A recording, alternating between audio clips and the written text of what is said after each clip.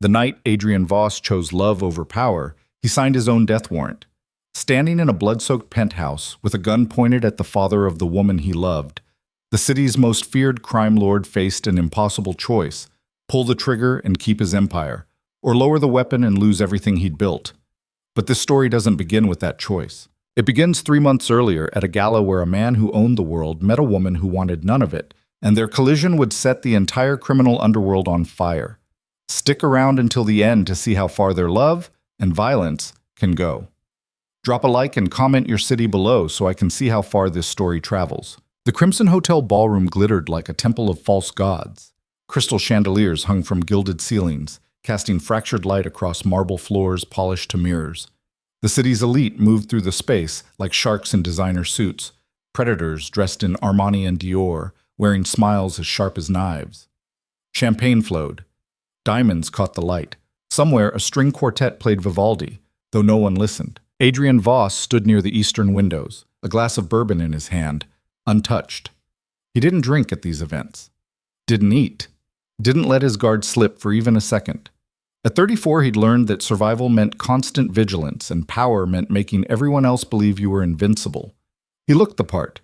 6'2", broad-shouldered, wearing a Tom Ford tuxedo that cost more than most people made in 6 months. Dark hair swept back from a face that could have belonged to a movie star, if not for the coldness in his gray eyes that had seen too much, done worse, and stopped apologizing for it years ago. Mr. Voss.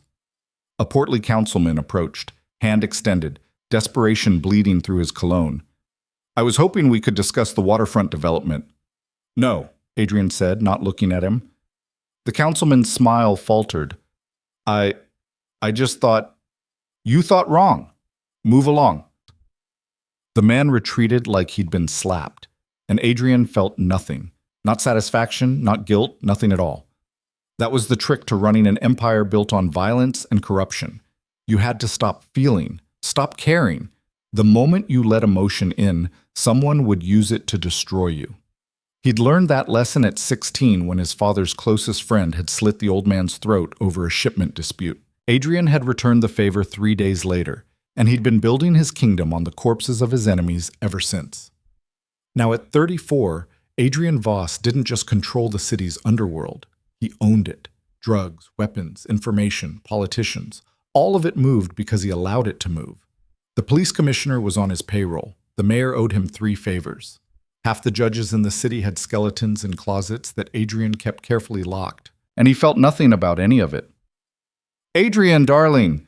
A woman in red silk appeared at his elbow, Senator Christine Morris, one of his most reliable puppets. Wonderful event. The Children's Hospital Fund will be thrilled with the turnout.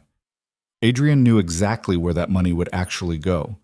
30% to the hospital, enough for photos and press releases.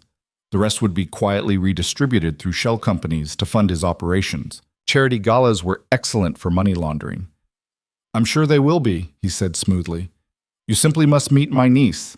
She's just moved to the city, working at Not Interested. The senator blinked, her practiced smile never wavering. She knew better than to push. Of course. Another time, perhaps. Adrian turned back to the window, watching the city sprawl below him. From this height, the streets looked almost beautiful. Rivers of light flowing between dark buildings. You couldn't see the attics in the alleys or the bodies in the harbor. You couldn't hear the screams or the gunshots. That was the thing about power, Adrian had discovered. The higher you climbed, the less you had to see the mess you made. Fucking vultures, a voice muttered nearby. Adrian's attention shifted. Near the buffet table, partially hidden behind an ice sculpture of a swan, stood a woman in a simple black dress. She was watching the crowd with undisguised disdain, picking at a plate of hors d'oeuvres like she'd rather be anywhere else. She didn't belong here. That was Adrian's first thought. Everyone else in this room had perfected the art of performance. The right smile, the right laugh, the right amount of calculated warmth. This woman looked like she'd rather walk through fire than make small talk with another millionaire. She was beautiful, but not in the manufactured way of the socialites that populated these events. No designer gown, just a simple black dress that probably cost less than the shoes of the woman standing next to her. Dark hair pulled back in a loose bun, a few strands escaping to frame a face that was more interesting than pretty. Strong cheekbones, full lips, eyes that actually showed what she was thinking. Right now, she was thinking about escape. Adrian watched as a man in his 50s approached her. Gregory Chen, a real estate developer who'd been trying to get Adrian's approval for a downtown project. The woman's expression went from irritated to actively hostile as Chen leaned too close, his hand landing on her lower back. She stepped away. Chen followed. Her jaw tightened. Adrian found himself moving before he'd made the conscious decision to intervene. "Chen," he said, his voice cutting through the ambient noise like a blade. "The mayor's looking for you, something about permits." The developer's hand dropped from the woman's back immediately. Everyone in this room knew better than to ignore when Adrian Voss spoke to them. "Mr. Voss, I didn't see you there." "Yes, of course, I'll just—" Chen practically tripped over himself, retreating. The woman looked up at Adrian with an expression he wasn't used to seeing, complete indifference. "Thanks," she said flatly, "though I was about 2 seconds from handling it myself." Adrian felt the corner of his mouth twitch. "I don't doubt it." Claire Hayes. She didn't offer her hand, just took a sip of her wine. "And you're the infamous Adrian Voss?" "Infamous? My friend Rachel works in the DA's office. Your name comes up, a lot." She studied him with those two honest eyes. "She says you're either a legitimate businessman with terrible luck and associates or the smartest criminal in the city." "And what do you think?" "I think I don't care either way." But Claire set down her wine glass. "I'm only here because my roommate dragged me. She's networking or social climbing or whatever people do at these things. I'm counting down until I can leave without being rude." Adrian couldn't remember the last time someone had spoken to him with such complete disregard for who he was. It was refreshing. Dangerous, but refreshing. "How long do you have to stay?" he asked. "Another hour, apparently. That's the deal I made." That's 58 minutes too long." She laughed. Actually laughed. Not the calculated titter he usually heard. "You're not wrong, but I keep my promises, even stupid ones." Admirable. Adrian found himself genuinely curious. "What do you do, Claire Hayes, when you're not suffering through charity galas?" "I'm a counselor at a youth center in South District. We help kids aging out of foster care find jobs, housing, life skills." She said it simply, without the self-aggrandizing tone most people used when discussing charity work. "It doesn't pay much, but it's actual work. Not—" She gestured at the ballroom. "This performance art. South District. Adrian owned 3 buildings down there, collecting rent from businesses that operated in legal gray areas. He'd never actually visited any of them." "Sounds fulfilling," he said. "It is." She picked up her wine again. "Though it's about to get harder. Our funding got cut, again, and the landlord's raising rent. We might have to close down by the end of the year." "Which building?" She told him the address. Adrian knew it immediately. It was one of his properties, managed through a shell corporation 6 layers deep. The manager had mentioned wanting to lease it to a high-end gym chain instead. "That's unfortunate," Adrian said neutrally. "That's reality." Claire shrugged. "Everything in this city eventually gets bought out by someone who sees people as profit margins. No offense if that's your business model." "Some taken," Adrian said, though he wasn't sure why. She wasn't wrong. A woman in a blue gown approached, Claire's roommate apparently, because she immediately launched into an enthusiastic introduction that Claire clearly wanted no part of. Adrian excused himself, though he found his attention drifting back to Claire throughout the evening. She was a problem, an anomaly. Someone who'd looked at him and seen just a man, not power, not opportunity, not threat. Someone who'd spoken to him like he was ordinary. Adrian Voss had stopped being ordinary at 16, and he'd never wanted to go back. Until now. Until her. He left the gala early, which was unusual. Marcus Chen, his head of security, gave him a questioning look as they walked to the car. "Everything all right, boss?" "Fine," Adrian said, just tired of the pretense. That was a lie. Adrian never got tired of the pretense. It was his armor, his weapon, his entire existence. But tonight, for the first time in years, it had felt suffocating. The drive back to his penthouse took 20 minutes. Adrian spent it thinking about Claire Hayes and her youth center, about the way she'd looked at him like he was just another person taking up space in a room she didn't want to be in. His penthouse occupied the top floor of the Meridian Tower, 12,000 square feet of steel, glass, and carefully curated emptiness. Modern furniture, expensive art, floor-to-ceiling windows showing the city spread out like a map of his territory. No photos, no personal items, nothing that might indicate a human being actually lived here. Adrian poured himself a drink, actually drank it this time, and stood at the window looking out at the city he controlled. His phone buzzed. A text from Vincent Kane, his second-in-command. Problem with the East Side shipment. 2 men dead. Marcus Vale's crew. Adrian felt the familiar coldness settle over him like a second skin. Marcus Vale, his oldest rival, the only other player in the city with enough power to be a genuine threat. They'd maintained an uneasy peace for 3 years, dividing territory along careful lines. If Vale was moving against him, that peace was over. Adrian typed back, "Handle it. I want names and locations by morning." Then he set the phone down and returned to staring at the city, his mind split between strategic calculations and the memory of brown eyes that had looked at him and seen nothing special at all. He should forget her. Claire Hayes was a distraction, a liability. She lived in a world he'd left behind years ago, a world of honest work and small victories, of actually caring about things. Adrian had built an empire by not caring, by being willing to do what others wouldn't, by understanding that sentiment was weakness and mercy was just slow-motion suicide. But even as he thought it, he was pulling out his phone and texting his property manager.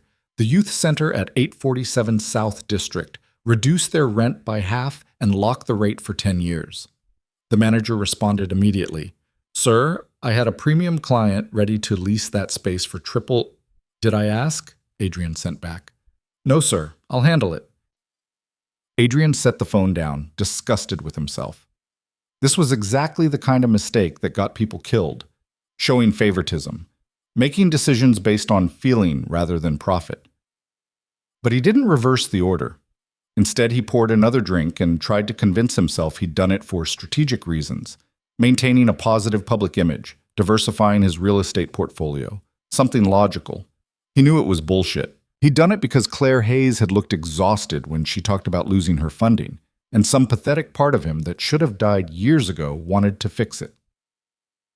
3 days later, Adrian broke every rule he'd ever made and went to South District. He told himself it was due diligence, checking on his properties, ensuring his investments were secure. But he drove past 4 other buildings he owned and went straight to 847, parking his Mercedes in a neighborhood where it stood out like a diamond in a gutter. The youth center occupied the ground floor of a converted warehouse. Through the windows, Adrian could see a space that was clearly running on fumes and hope. Mismatched furniture, peeling paint, outdated computers.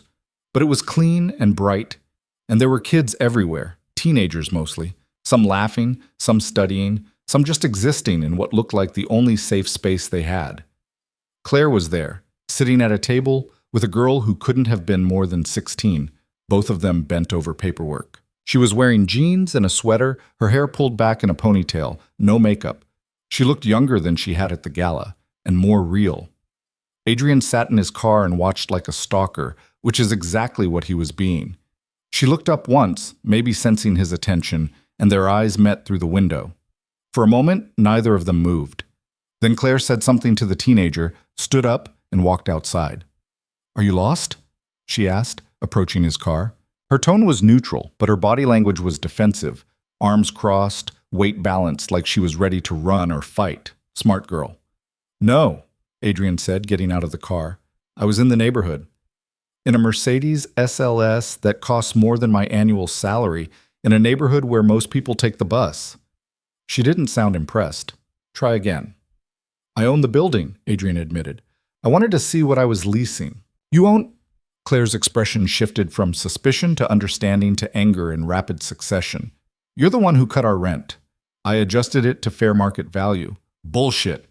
Fair market value would still be kicking us out. You halved it."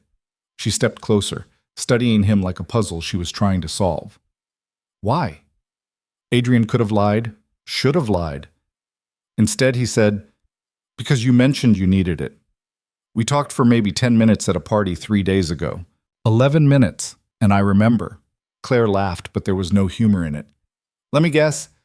Now I'm supposed to be grateful. Impressed?" Throw myself at the powerful man who can solve all my problems with a phone call? I didn't do it for gratitude. Then why? Because you looked at me like I was human, Adrian thought. Because you're the first person in years who didn't want something from me. Consider it an investment in the community, he said instead. Right. Claire turned to go back inside, then paused. I don't know what you want, Mr. Voss, but I'm not for sale. The center appreciates the reduced rent, but don't expect anything in return. I don't. She studied him for a long moment, those brown eyes seeing too much. Good. Because I've worked with enough rich men to know they don't do favors without expecting payment. Then she walked back inside, leaving Adrian standing beside his car in a neighborhood he'd helped destroy, feeling something he hadn't felt in 18 years. Shame. He should have left it there, adjusted the rent, stayed away, forgotten about Claire Hayes and her too honest eyes. Instead, he came back the next day. And the day after that. He told himself he was protecting his investment, making sure the space was being used properly. But the truth was simpler and more dangerous. He couldn't stay away. Claire noticed, of course. She was too smart not to. You're not subtle, she said on the 5th day, when he'd shown up with coffee from the cafe down the street, not the expensive shit from downtown, but the local place that knew everyone's order by heart. I'm not trying to be. What are you trying to do then? She accepted the coffee, though, which felt like a victory. Honestly, I'm not sure. Adrian sat down across from her at one of the mismatched tables. Around them, teenagers pretended not to stare at the man in the $3,000 suit. You're an anomaly.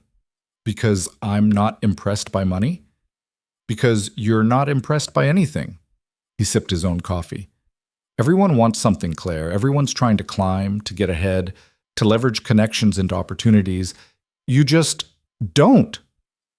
I want things, she said. I want these kids to have a chance. I want a city where people don't have to choose between rent and food. I want a lot of things. I just don't want them from you. Why not? She set down her coffee and looked at him directly.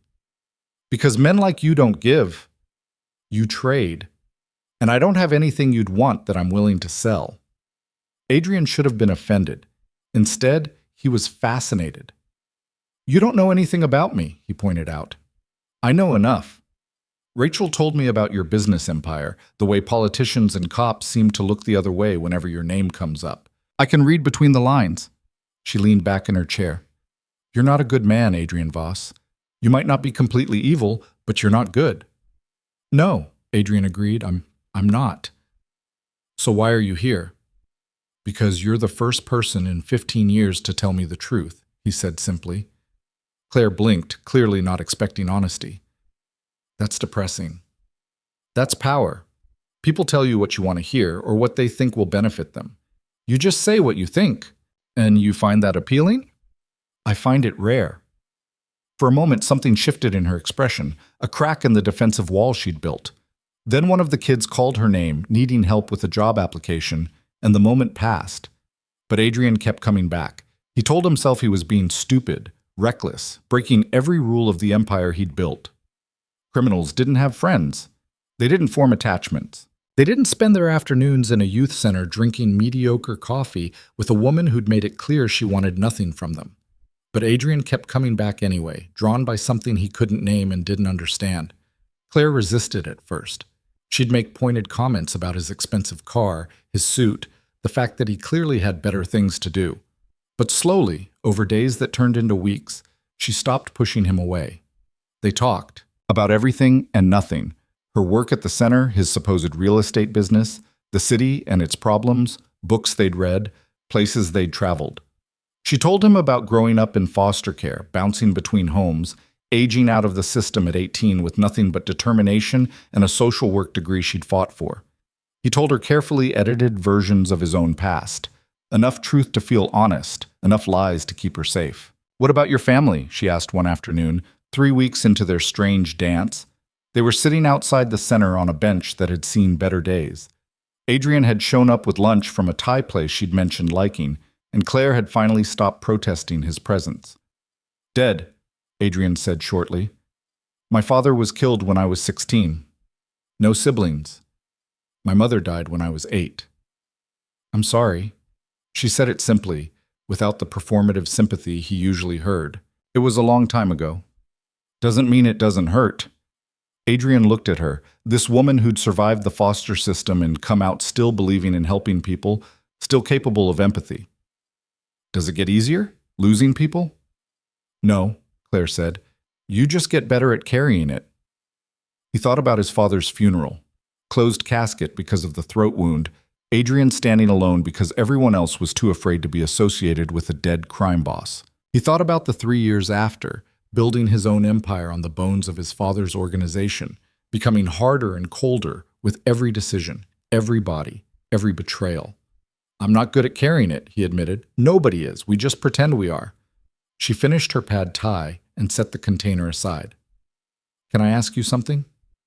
Yes.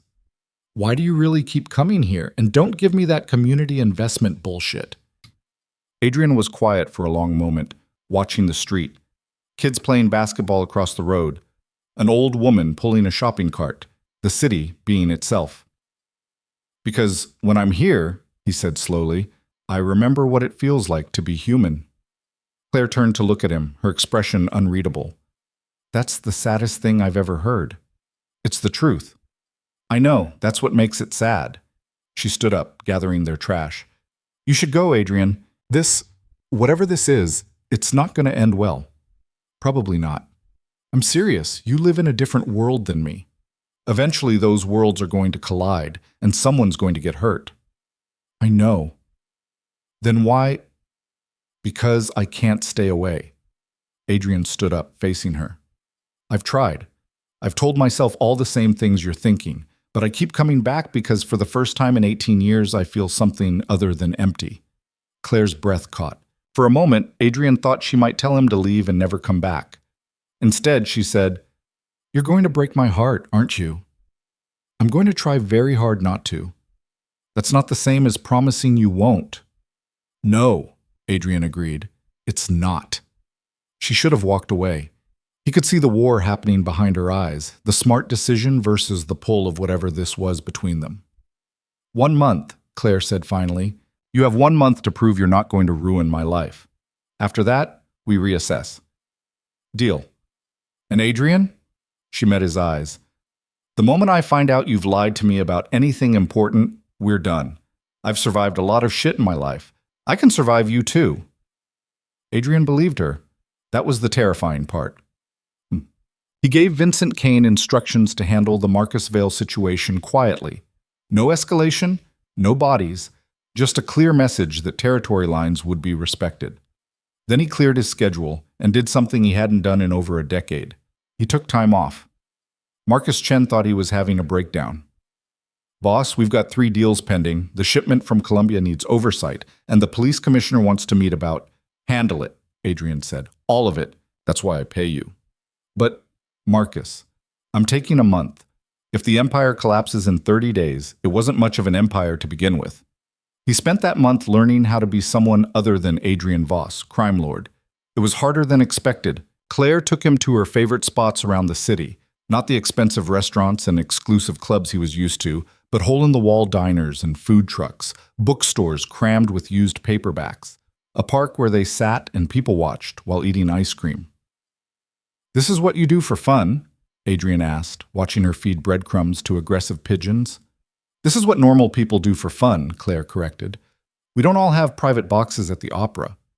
I've never been to the opera. She looked at him like he'd just admitted to murder, which, to be fair, he had committed. She just didn't know it. You're rich and you've never been to the opera? I'm busy. My entertainment usually involves business dinners and networking events. That's not entertainment, that's work wearing a fancy dress. She stood up, brushing crumbs from her jeans. Come on, we're fixing your cultural education. She dragged him to a community theater production of Romeo and Juliet, performed by high school students with more enthusiasm than skill. Adrian sat in uncomfortable folding chairs and watched Claire watch the play, her face lit up with genuine joy at these kids reaching for something beautiful. You're not even watching, she whispered. Yes, I am. You're watching me. More interesting. She rolled her eyes but didn't argue. Afterward, they got coffee at a 24-hour diner, and Claire talked about the play like it was Broadway. Did you see how Juliet committed to that death scene? I thought she was actually going to cry. She did cry. Real tears, Adrian. That's dedication. She grinned at him over her cup. So, what did you think? I think I've never seen anyone enjoy anything as much as you just enjoyed that play. Because it was good. Those kids worked their asses off. You find joy in things most people overlook, Adrian observed. It's remarkable. Claire's smile faded slightly. You say that like it's rare. It is. Most people I know are too busy calculating advantage to actually enjoy anything. The people you know sound exhausting. They are. She reached across the table and took his hand, just held it, her thumb running over his knuckles. You're different when you're away from all that. You know that, right? Different how? Lighter, like you're not carrying the weight of the world. She paused. What do you actually do, Adrian? And don't say real estate. I know that's not the whole story. This was it, the moment where he could choose honesty or protection. Claire had asked for truth, and he'd promised not to lie about anything important. But telling her who he really was meant risking everything they were building. And Adrian had discovered he was selfish enough to want to keep this, even if it meant hiding parts of himself. I manage investments, he said, which was technically true. Some of them are, complicated. Illegal? Gray area. Claire studied him for a long moment. Are you going to get arrested? No. Are you hurting people? Not directly, Adrian thought. But yes. The drugs his people moved, the guns they sold, the politicians they bought, all of it hurt someone. I try not to, he said instead. That's not an answer. It's the only one I can give right now. She should have pushed, should have demanded details, walked away, protected herself from whatever disaster was coming. Instead, she squeezed his hand and said, 1 month, remember? After that, we reassess. And when we do, I'm going to ask again, and I'll need a better answer. Fair enough. They left the diner and walked through the city, their hands still linked. It was nearly 3 a.m, that strange hour when even a city that never slept seemed to pause and breathe. I haven't done this since I was a teenager, Claire said. Done what? Just walked. No destination, no purpose. Just existing in a space with someone. She looked up at the buildings towering above them. I forgot how small it makes you feel. Adrian pulled her closer. You're not small. Compared to all this? She gestured at the city. I'm nothing. We both are. No, Adrian said firmly. You're everything that matters in all this concrete and steel. You're the reason any of it means anything. Claire stopped walking and turned to face him. They were standing under a streetlight in a neighborhood that Adrian technically owned but had never really seen, and she was looking at him like she was trying to decide something important. Kiss me, she said.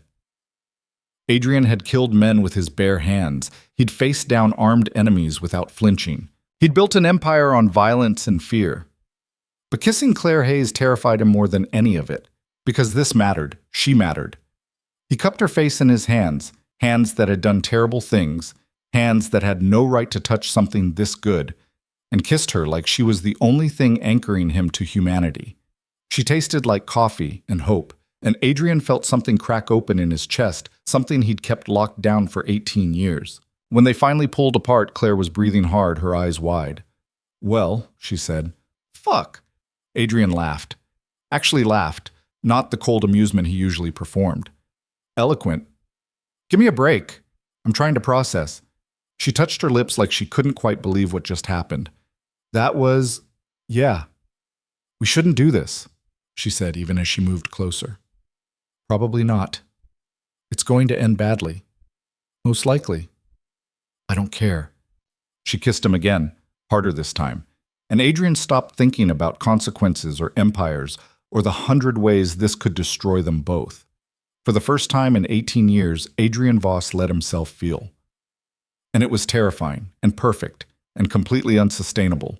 But he'd worry about that tomorrow. Tonight, he was just a man kissing a woman under a streetlight in a city that suddenly felt less like a chessboard and more like home. They walked back to her apartment, a tiny studio in a converted brownstone, nothing like his sterile penthouse. Books everywhere, plants on the windowsill, mismatched furniture that looked lived in and loved. It's not much, Claire said, suddenly self-conscious. It's perfect, Adrian said, and meant it. She made tea, and they sat on her couch talking until dawn painted the sky pink and gold, about everything and nothing, about the lives they'd lived and the people they'd been before they found each other. Adrian edited and omitted, but he told her more truth than he'd told anyone in years. And when she finally fell asleep, her head on his shoulder, Adrian stayed awake and watched her breathe and tried to figure out how to keep this without destroying it. Because he was going to keep it, keep her, even if it meant burning down the empire he'd built, even if it cost him everything. Claire Hayes had looked at the man behind the monster and decided he was worth saving, and Adrian was selfish enough, desperate enough, to let her try. His phone buzzed. A text from Vincent. Vale's moving product through our territory. Need guidance. Adrian looked at the message, then at Claire, sleeping peacefully beside him, then back at the message. For the first time in his criminal career, Adrian Voss typed, "Stand down. Let it go." But Vincent's response came immediately. "Boss, if we show weakness, I said stand down." Adrian silenced his phone and pulled Claire closer, breathing in the scent of her shampoo, something floral and cheap and infinitely better than the expensive perfumes he was used to. He'd deal with Marcus Vale later. He'd deal with the Empire and the consequences and the 100 ways this decision would cost him. Right now, in this moment, Claire Hayes was more important than power, and that realization should have terrified him. It did terrify him. But he didn't let go. Outside, the city woke up, car horns and sirens, people rushing to jobs and lives, the endless churn of humanity. Somewhere in those streets, Adrian's empire was running without him, making money and breaking laws and operating exactly as it always had. And for the first time in 18 years, Adrian didn't care. He cared about the woman sleeping against his shoulder, about the month he'd promised her, about finding a way to be someone worth keeping. The sun rose higher, painting the small apartment in gold, and Adrian Voss, crime lord, kingpin, the man who'd stopped feeling at 16, closed his eyes and let himself hope. It wouldn't last. He knew that. Men like him didn't get happy endings. But maybe, just maybe, he could have this moment, this morning, this woman, this fragile, impossible thing they were building. And when it all came crashing down, because it would, it always did, at least he'd have known what it felt like to be human again. At least he'd have known her. That would have to be enough. It would have to be. Claire woke to sunlight streaming through her apartment window and the unfamiliar weight of someone else's arm around her waist. For a moment, she lay still, disoriented, until memory caught up with her body. Adrian Voss was in her apartment, asleep on her couch, and they'd spent the entire night talking like teenagers who'd just discovered they weren't alone in the world. She turned carefully, not wanting to wake him, and studied his face in the morning light. Asleep, he looked younger. The harsh lines around his mouth softened, his expression almost peaceful. It was hard to reconcile this man with the rumors Rachel had shared. Whispers of violence, corruption, a criminal empire hidden behind legitimate business fronts. But Claire had spent her entire life reading people, learning to spot danger in a smile, threat in a gesture. It was a survival skill you developed when you bounced between 12 foster homes before you turned 18, and everything she'd learned told her that Adrian Voss was dangerous in ways she couldn't fully understand yet. The smart thing would be to end this now, before she got in too deep. Send him away, forget the way he looked at her like she was something precious, move on with her safe, predictable life. Instead, she found herself reaching out to brush a strand of dark hair from his forehead. His eyes opened immediately, gray and sharp, the peaceful expression vanishing in an instant. That was telling too, Claire thought. He slept like someone who'd learned to wake up ready for a fight. "Morning," she said softly. Adrian's gaze focused on her face, and some of the tension left his shoulders. "Morning, I should go." "Probably." But she didn't move away. "Claire, I know this is complicated and probably stupid, and definitely going to end badly." She sat up, pulling her knees to her chest. "But I'm choosing it anyway. Is that insane?" "Completely." He sat up beside her, running a hand through his hair. "I should tell you to run, to forget about me and find someone normal, someone who doesn't come with the kind of complications I bring." "But you're not going to tell me that. No. His hand found hers, fingers interlacing. I'm too selfish for that. Claire's phone buzzed on the coffee table, a text from Rachel asking if she wanted to grab brunch. She ignored it. What happens now? She asked. I don't know. Adrian stood straightening his shirt, the same expensive button-down he'd been wearing yesterday, now wrinkled from sleeping on her couch. He looked out of place in her tiny apartment, like a piece of art that belonged in a museum instead of someone's living room. I've never done this before. What, dated? Cared. He said it simply, like it was just a fact. Not since I was 16. Claire felt her heart crack open a little wider. That's a long time to be alone. I wasn't alone. I had employees, associates, people who needed things from me. That's not the same as not being alone. I know. He turned back to face her. Can I see you again, tonight? I work until 7. I'll pick you up at 7:30. Adrian, you can't just pull up to the youth center in your Mercedes. The kids will think I'm dating a drug dealer. His expression flickered, something dark passing across his face before he smoothed it away. Would that bother you? If I was? Claire's breath caught. This was the moment, the point where she could ask directly, demand the truth, force him to either lie or confirm what she already suspected. Are you? She asked. Adrian was quiet for a long moment, his gray eyes holding hers. If I was, would you still want to see me? I don't know, Claire admitted. Ask me again when I'm not half asleep and still processing the fact that we spent the night together. We didn't sleep together. You know what I mean. A small smile tugged at his mouth, the first genuine one she'd seen. I'll pick you up in something less conspicuous. After he left, Claire sat on her couch in the space where he'd been and tried to figure out what the hell she was doing.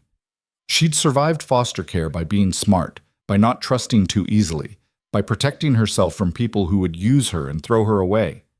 Adrian Voss had user written all over him. Rich, powerful, secretive, exactly the kind of man who would destroy her without meaning to, just by existing in her orbit. But when he looked at her, she didn't feel used. She felt seen. That was worth the risk. Maybe. She showered and changed, made coffee, and was halfway through reading case files when Rachel called. You're ignoring my text, her friend said without preamble, which means either you're dead or you met someone.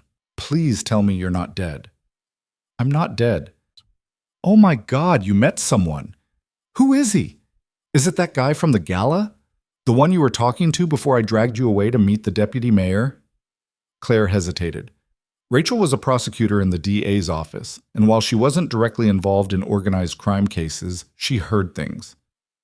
It's complicated. Complicated how? I don't want to talk about it over the phone.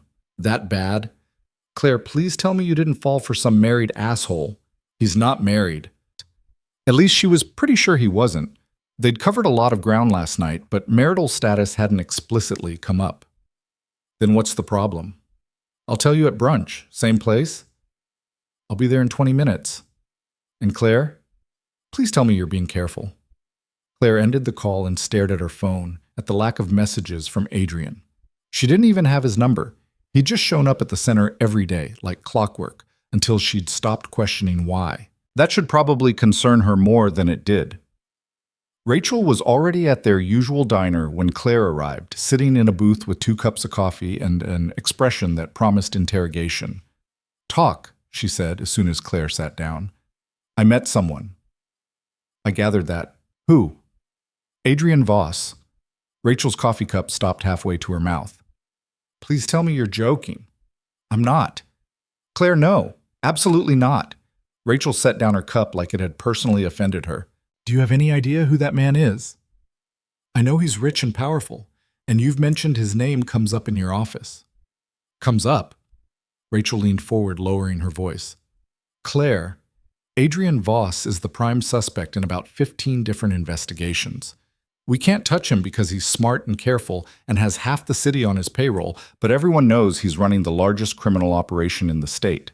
You have proof of that? We have circumstantial evidence, pattern analysis, witness testimony that mysteriously disappears or recants. We have everything except what we need to actually charge him. Rachel grabbed Claire's hand across the table. He's dangerous, like actually dangerous. People who cross him end up dead or missing. Claire pulled her hand back. He's been nothing but kind to me. Of course he has. That's how men like him operate. They're charming and generous until you're in too deep to get out. And then what? He turns into a monster? I don't know, because no one who gets that close lives long enough to tell us. Rachel's expression softened. I'm not trying to be dramatic. I'm trying to keep you safe. This man is not someone you want in your life. The waitress came by to take their order. Claire asked for pancakes she had no intention of eating.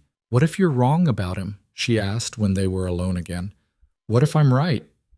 Then I'll deal with it when I have proof, not just suspicions.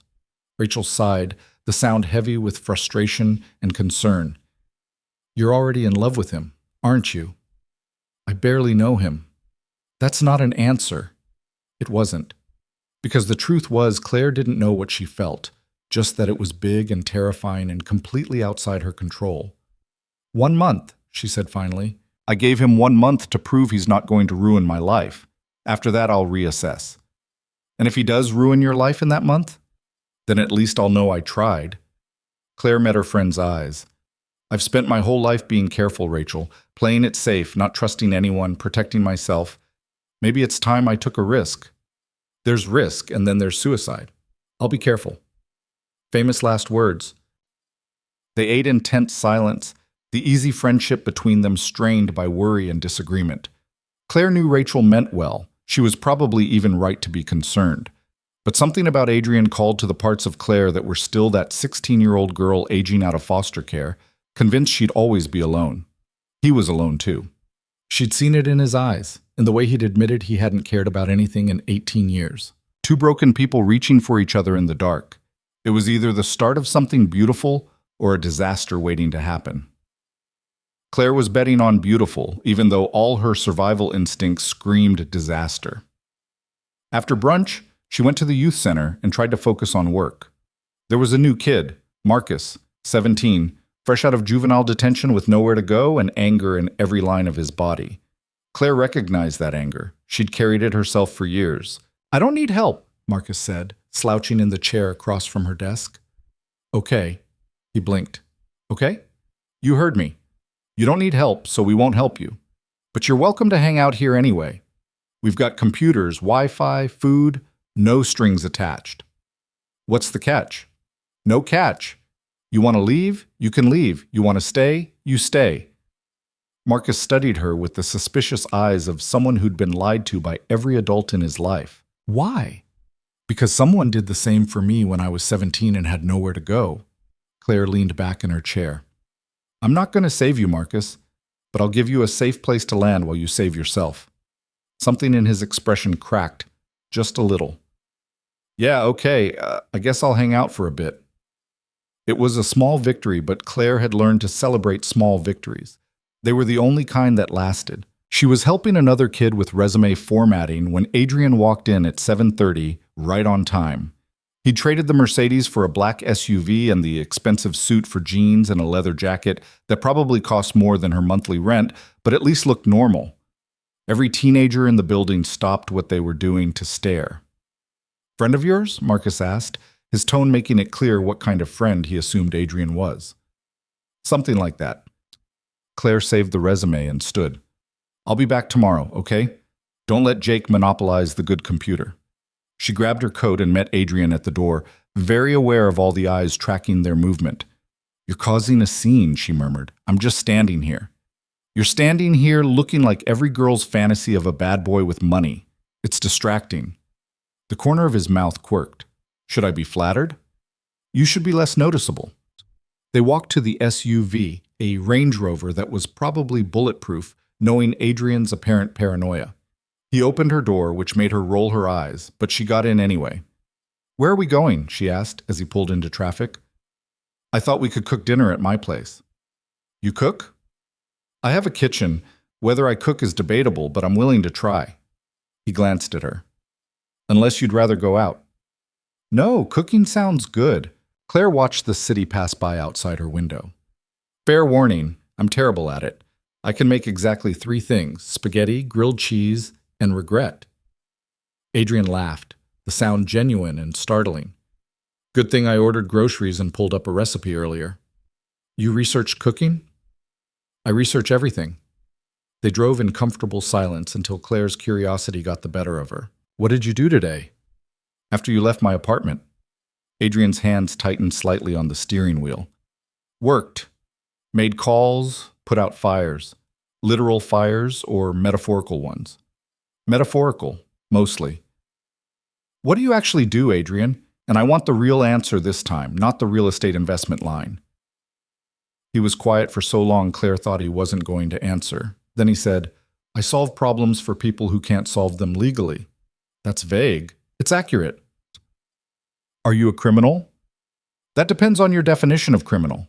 He pulled into an underground parking garage, the gate rising automatically to let them through. I operate in gray areas. I facilitate transactions that wouldn't happen otherwise. I provide services that people need but can't access through legitimate channels. So yes, you're a criminal. By the letter of the law, yes. He parked and turned to face her. Does that change things?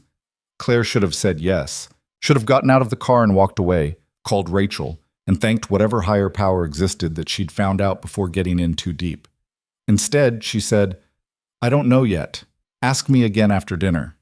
Adrian's penthouse was exactly what Claire expected. Massive, modern, sterile, floor-to-ceiling windows showing the entire city, furniture that looked like it belonged in a magazine spread, art on the walls that probably cost more than she'd earn in her lifetime. It was beautiful and soulless, like a hotel suite that no one actually lived in. This is depressing, Claire said, looking around. Adrian paused in the act of pulling groceries from a bag. Excuse me? Your apartment. It's gorgeous, but it's depressing. There's nothing personal here. No photos, no clutter, no sign that anyone actually lives in this space. I like minimalism. This isn't minimalism, it's erasure. She walked to the window, looking out at the glittering city. It's like you're trying to disappear into all this expensive nothing. Maybe I am. Claire turned to face him. Why? Because the person I actually am isn't someone worth knowing. I don't believe that. You should. Adrian set down the groceries and crossed to her, his expression unreadable. I've done things that would make you walk out that door and never look back. I've hurt people, destroyed lives, made decisions that benefited me and damned everyone else. I'm not a good man, Claire. I'm not even a decent one. Everyone's done things they regret. This isn't regret. Regret implies I wish I'd made different choices. I don't. Every decision I made was necessary to survive, to build what I've built.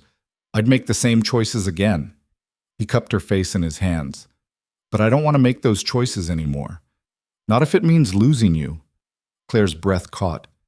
You barely know me. I know enough. I know you're the first person in 18 years who's made me want to be someone different, someone better. That's a lot of pressure to put on someone you met 3 weeks ago. I know. I'm sorry. Claire reached up to cover his hands with hers. Don't be sorry. Just be honest. Can you do that? Can you tell me the truth about who you are and what you do? Adrian was quiet for a long moment, something like pain crossing his face. If I do, you'll leave. Maybe. Or maybe I'll surprise you. Why would you stay? After everything I just told you? Because I've been alone my whole life too, Claire said quietly. And I recognize someone else who's drowning. And maybe we can't save each other, but at least we can tread water together for a while. Adrian kissed her then, hard and desperate, like he was trying to memorize the feel of her mouth against his. Claire kissed him back, pouring 18 years of loneliness into the press of her lips, the grip of her hands in his hair. When they finally broke apart, both breathing hard, Adrian rested his forehead against hers. I run the largest criminal organization in the city, he said. Drugs, weapons, protection, money laundering. If it's illegal and profitable, I'm probably involved. I own politicians, judges, cops. I've killed people who threatened my operation. I've destroyed lives without blinking. That's who I am. That's what I do. Claire should have been horrified, should have pushed him away and run. Instead, she asked, Do you want to stop? I don't know if I can. That's not what I asked. Adrian pulled back to look at her, his gray eyes searching her face. Yes. If it meant keeping you, I would burn it all down tomorrow. Don't do that. Don't make me responsible for your choices. Then what do you want from me? I want you to choose for yourself, Claire said. Not because of me, not because you think it's what I need to hear. I want you to decide if the empire you've built is worth more than the person you could become. And if I choose the empire, then I walk away and we both move on with our lives. Just like that? Just like that. Claire stepped back, creating distance between them.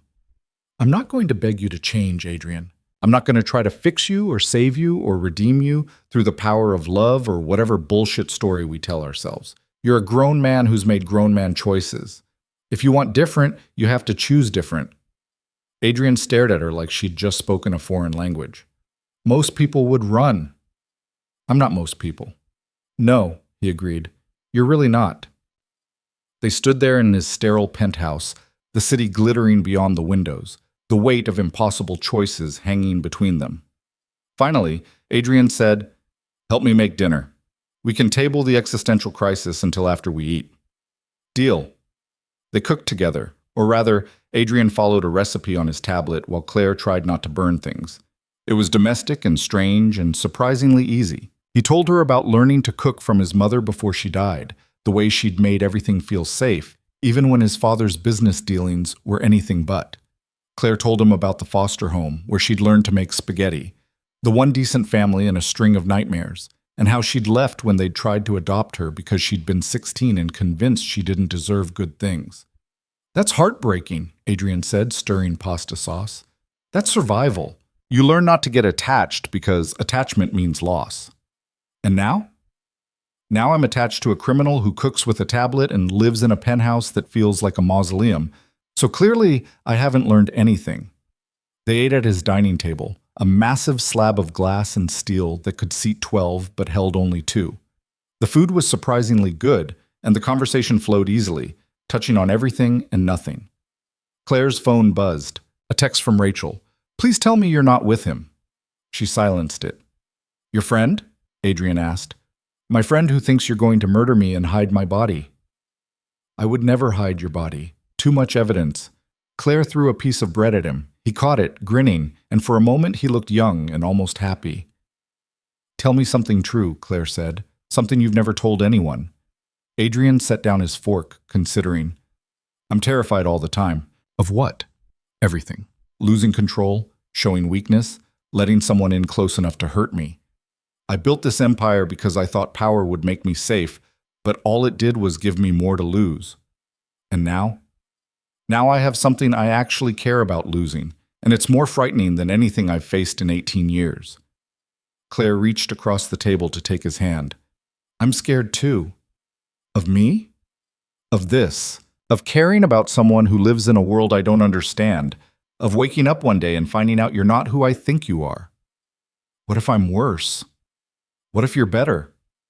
They finished dinner and moved to the couch, sitting close, her head on his shoulder, his arm around her waist. Outside, the city moved and breathed, millions of people living their lives, and for once, Adrian didn't feel like he had to control all of it. "I need to tell you something," Claire said quietly. "Something I should have mentioned before now." "Okay." "My father, my biological father, his name is Marcus Vale." Adrian went completely still. "Marcus Vale. The Marcus Vale." "I don't know which one you mean, but probably yes." Claire sat up to look at him. "I've never met him. My mother gave me up when I was a baby, and I grew up in the system, but Rachel helped me track him down a few years ago, and when I found out who he was and what he did, I decided I was better off not knowing him." Adrian's expression had gone carefully blank, the same mask he'd worn at the gala. "Why are you telling me this now?" "Because Rachel mentioned that your name comes up in investigations, and I started thinking about what other names might come up. And Marcus Vale is one of them, isn't he?" "Yes." "Are you enemies?" "We're competitors who maintain a careful peace. His territory, my territory, clear lines that neither of us crosses. And me? Does me being his daughter change things?" Adrian was quiet for a long moment. "It complicates them." "How?" "If Vale finds out about us, he'll either try to use you against me or assume I'm using you against him. Either way, it puts you in danger." "More danger than dating a crime lord already puts me in?" "Significantly more." Adrian stood, running a hand through his hair. This is exactly what I was afraid of. My world bleeding into yours, making you a target. Then we'll be careful. Claire, I'm not walking away because of who my father is. I've never even met the man. He's a stranger who shares my DNA, nothing more. DNA that makes you leverage, vulnerability, a weakness that my enemies and his will exploit. So we don't tell anyone. Claire stood, crossing to him. We keep this between us. No public dates, no social media, nothing that connects us visibly. That's not a relationship, that's hiding. Then what do you suggest? Adrian pulled her close, his expression pained. I suggest you run while you still can. Find someone normal, someone who won't get you killed just by loving you.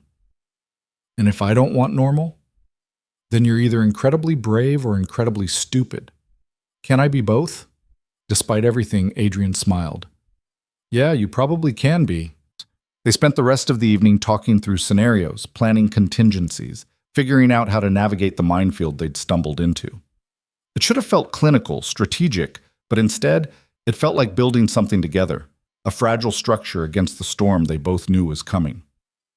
Claire left around midnight, and Adrian insisted on having Marcus Chen drive her home. She wanted to argue, but recognized the practicality. Walking through her neighborhood at this hour was asking for trouble, and Adrian's paranoia was at least grounded in reality. Take care of her, Adrian told Marcus, his tone leaving no room for interpretation. Always, boss. In the car, Marcus caught Claire's eye in the rearview mirror. You're good for him. You don't know me. I know he's been different since he met you. Lighter, more human. Marcus navigated through late-night traffic with practiced ease. I've worked for Mr. Voss for 8 years. I've never seen him care about anything except the business. But he cares about you. That scares me. It should. Caring makes you vulnerable, and vulnerable gets you killed in his world. Comforting. I'm not trying to comfort you. I'm trying to keep you alive. Marcus pulled up outside Claire's building. Watch your back, Miss Hayes. And if you see anything suspicious, anyone following you, strange cars, anything, you call this number. He handed her a card with a phone number and nothing else. What is this? Direct line to me. I'm his head of security. If something happens, I can get to you faster than the police. Claire pocketed the card, feeling like she'd just stepped through a door she couldn't close. Thank you. Don't thank me yet. Just stay safe. She climbed the stairs to her apartment, hyper-aware of every shadow, every sound. This was her life now, looking over her shoulder, calculating risk, existing in the space between Adrian's world and her own. Inside her apartment, Claire locked the door and leaned against it, her heart pounding. Her phone buzzed, a text from Adrian. Did you make it home safe? Yes. Your security chief is intense. Marcus is the best at what he does, which is keeping people alive. Is that what I am now? Someone who needs keeping alive? A pause, then, you're someone worth keeping alive. There's a difference. Claire smiled despite her fear. Sweet talker. Get some sleep. I'll see you tomorrow. Adrian? Yeah? I don't regret tonight, any of it. Another pause, longer this time. Neither do I. That's the problem. Claire fell asleep with her phone on the pillow beside her, Adrian's last text still on the screen, and dreamed of gray eyes and impossible choices and a future that felt both inevitable and terrifying. She woke to pounding on her door and Rachel's voice shouting her name. Claire, open up! She stumbled to the door, still half asleep. What the hell, Rachel? It's... She checked her phone. 6 a.m. Rachel pushed past her into the apartment, her expression frantic. Have you seen the news? I just woke up. Turn on your TV, Channel 7. Claire grabbed the remote, clicking to the news. The anchor's voice filled her apartment, professional and urgent. 3 dead in what police are calling a targeted attack on the East Side distribution warehouse. Sources say the violence may be linked to ongoing territory disputes between rival organizations. The victims have been identified as employees of Voss Enterprises, raising questions about... Claire's blood went cold. She grabbed her phone, texting Adrian. Are you okay? The response came immediately. I'm fine. Don't go to work today. Stay home. What happened? Marcus Vale happened. Stay home. I'll explain later. Rachel was watching her expression a mix of anger and fear. "You're texting him right now, aren't you? The man whose employees just got executed?" "He said he's fine." "I don't care if he's fine. 3 people are dead, Claire. 3 people connected to the man you're dating.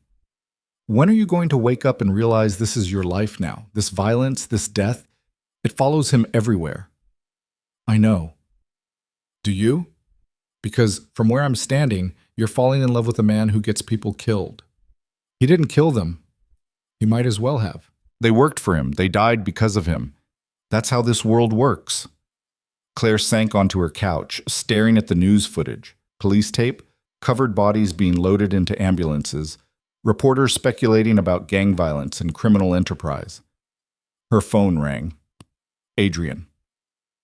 "I need to see you," he said without preamble. "Your security chief told me to stay home." "I'm coming to you, 10 minutes. He arrived in 9, looking like he hadn't slept, his expression harder than she'd ever seen it. "Tell me," Claire said. Adrian paced her small living room like a caged animal. "Marcus Vale hit one of my warehouses. Killed 3 men, good men, people with families. He's sending a message." "What message?" "That the peace is over. That he's coming for my territory, my operations, everything I've built." Adrian stopped pacing to face her. "This is because of us, Claire. He found out about you, about me, and he's making his move while I'm distracted." "How did he find out?" "I don't know. But he knows. And now everything I was afraid of is happening." Claire stood, crossing to him. "What are you going to do?" "End him. Before he ends me." "Adrian, don't!" His voice was sharp, cold, the voice of the man who'd built an empire on violence. "Don't ask me to show mercy or find another way. 3 of my people are dead. If I don't respond, I look weak, and weak gets you killed in this business. So you're going to kill him. I'm going to do what's necessary to protect what's mine. And what about me? Where do I fit in this war you're about to start?" Adrian's expression softened slightly. "You stay out of it. You stay safe. That's all that matters." "I'm his daughter, Adrian. Even if I've never met him, we share blood. If you kill him, then I kill him. Your connection to Vale doesn't change what he did or what I have to do about it." Claire felt something break inside her chest, the fragile hope that maybe this could work, that maybe love could exist in the space between their worlds. "Get out," she said quietly. "Claire, get out. I can't watch you become a monster and pretend it's okay because I understand why. Just go." Adrian looked at her for a long moment, his expression unreadable. Then he turned and walked out of her apartment without another word. Claire stood in the silence he left behind, her whole body shaking, and wondered if this was how it ended. Not with violence or betrayal, but with the simple recognition that some distances were too far to cross. Her phone buzzed. A text from an unknown number. "We need to talk, your father." Claire stared at the message, her heart pounding, as the world she'd tried so hard to keep simple collapsed into something dark and complicated and completely beyond her control. Claire stared at the text message until the words blurred, her thumb hovering over the delete button. 28 years of wondering about the man who'd given her half her DNA, and now he was reaching out, not because he'd suddenly developed paternal instincts, but because she'd become useful. A pawn in whatever game he was playing with Adrian. She typed back, "How did you get this number?" The response came within seconds. "I've known about you since you were born. I've always kept track. Meet me. 1 hour. The address below. Come alone." An address in the financial district appeared, followed by, "If you bring Voss or his people, I'll know. And this conversation is over."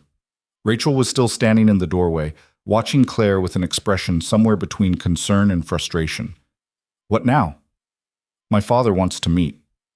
"Your father who runs half the criminal underworld and just killed 3 people?" "I don't know that he killed them personally. Claire, for the love of—" Rachel crossed the room, snatching the phone from Claire's hand. She read the messages, her face going pale. "You're not seriously considering this?" "He's my father. He's a murderer who's been stalking you for 28 years. That's not paternal concern, that's surveillance." Claire took her phone back. "Maybe, but I need to know why. Why track me all these years? Why reach out now? What does he want?" He wants to use you against Adrian. That's obvious. Then I'll tell him no.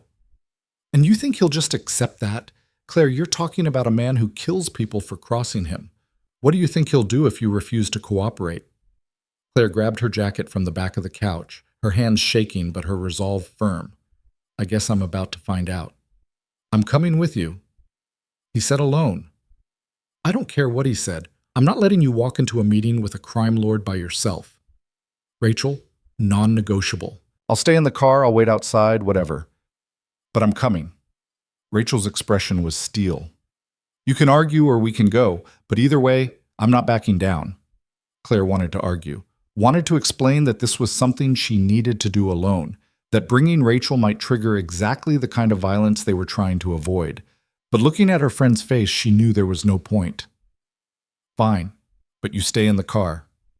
Deal. They took Rachel's Honda, driving through morning traffic toward the financial district. The address Marcus Vale had sent led to a high-rise office building, all glass and steel, and the kind of corporate anonymity that probably made it perfect for illegal meetings. Text me every 15 minutes, Rachel said as Claire got out of the car. And if I don't hear from you, I'm calling every cop I know. That'll go over well? I don't care. Just stay safe. Claire walked into the building, her heart hammering against her ribs. The lobby was empty except for a single security guard who looked up as she entered. Claire Hayes? She nodded, not trusting her voice. Penthouse level, the elevator's waiting. The elevator rose smoothly, silently, carrying Claire toward a meeting she'd spent 28 years not having. She tried to imagine what Marcus Vale would look like. Did she have his eyes, his nose, anything that would mark her as his daughter? Or was she just a stranger who happened to share his blood? The elevator opened directly into a penthouse office that made Adrian's apartment look modest. Floor-to-ceiling windows showed the entire city, a massive desk positioned to survey it all like a kingdom. And behind that desk, standing with his back to her, was a man who could have been Adrian's twin in another life. Marcus Vale was in his late 50s, tall and lean, wearing a suit that probably cost more than Claire's car. When he turned to face her, she saw the same cold calculation in his gray eyes that she'd seen in Adrian's, the look of someone who'd learned to see people as chess pieces. But unlike Adrian, there was no warmth underneath, no crack in the armor where humanity might leak through. Claire, his voice was smooth, cultured, giving away nothing. Thank you for coming.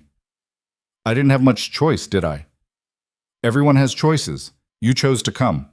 You chose to get involved with Adrian Voss. You chose to make yourself relevant to my interests. He gestured to a chair facing his desk. Sit. Claire remained standing. What do you want? A slight smile touched his lips. Cold, amused, direct. I like that. You get that from me. I don't get anything from you. You're a stranger. Am I? I've watched you your entire life, Claire. I know you spent 3 years in the Harper foster home before they tried to adopt you, and you ran. I know you put yourself through college working 2 jobs. I know you started at the youth center 5 years ago and have turned down better paying positions because you actually believe you can save those kids. He moved closer, studying her like a specimen. I know everything about you. I've always known. Then you know I want nothing to do with you. And yet here you are? Marcus returned to his desk, settling into his chair like a king on a throne. Adrian Voss killed 3 of my men 2 years ago. Did he tell you that? Claire's stomach dropped. What? A territory dispute. They crossed into his area. He executed them as a message. I let it go because starting a war would have been expensive and unprofitable.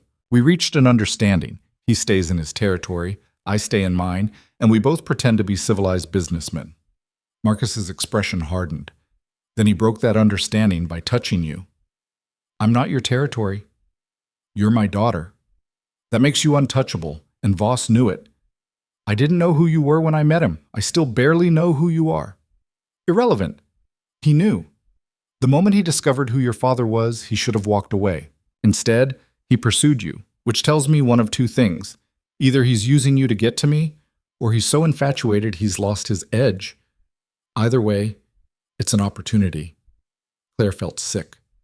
I'm not helping you destroy him. I don't need your help for that, but I'm giving you a choice. Walk away from Voss now. Disappear for a few months while I handle business, and you get to keep your life. Stay with him, and you become collateral damage in a war you can't possibly survive.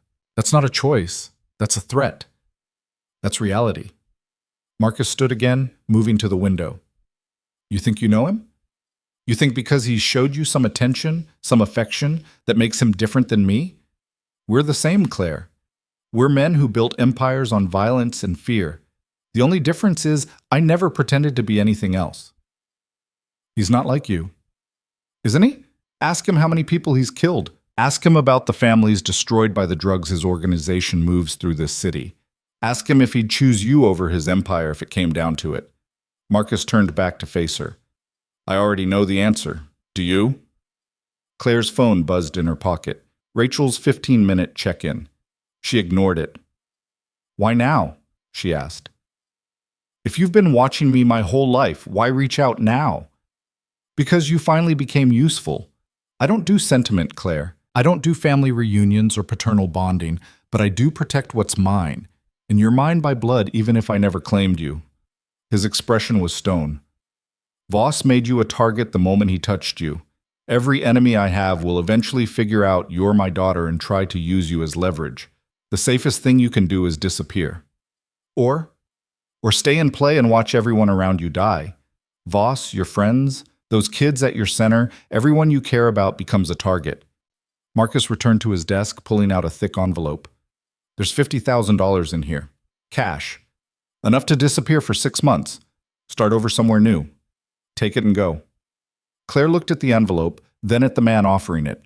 She'd spent her whole life wondering about her father, imagining scenarios where he'd come back for her, where there was some explanation for why he'd let her grow up alone in the system. Now she had her answer. Marcus Vale didn't do family. He did business. No, she said. Excuse me? I said no. I'm not disappearing. I'm not running, and I'm not letting you or Adrian or anyone else make my choices for me. Marcus's expression didn't change, but something cold flickered in his eyes. You're making a mistake. Probably. But it's my mistake to make. Claire turned toward the elevator. Stay away from Adrian, and stay away from me. I don't need a father, and I definitely don't need whatever this is. Claire. His voice stopped her at the elevator. When the war comes, and it will come, don't expect me to save you.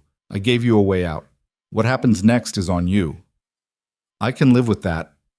The elevator doors closed on his cold, calculating stare, and Claire let out a breath she hadn't realized she'd been holding.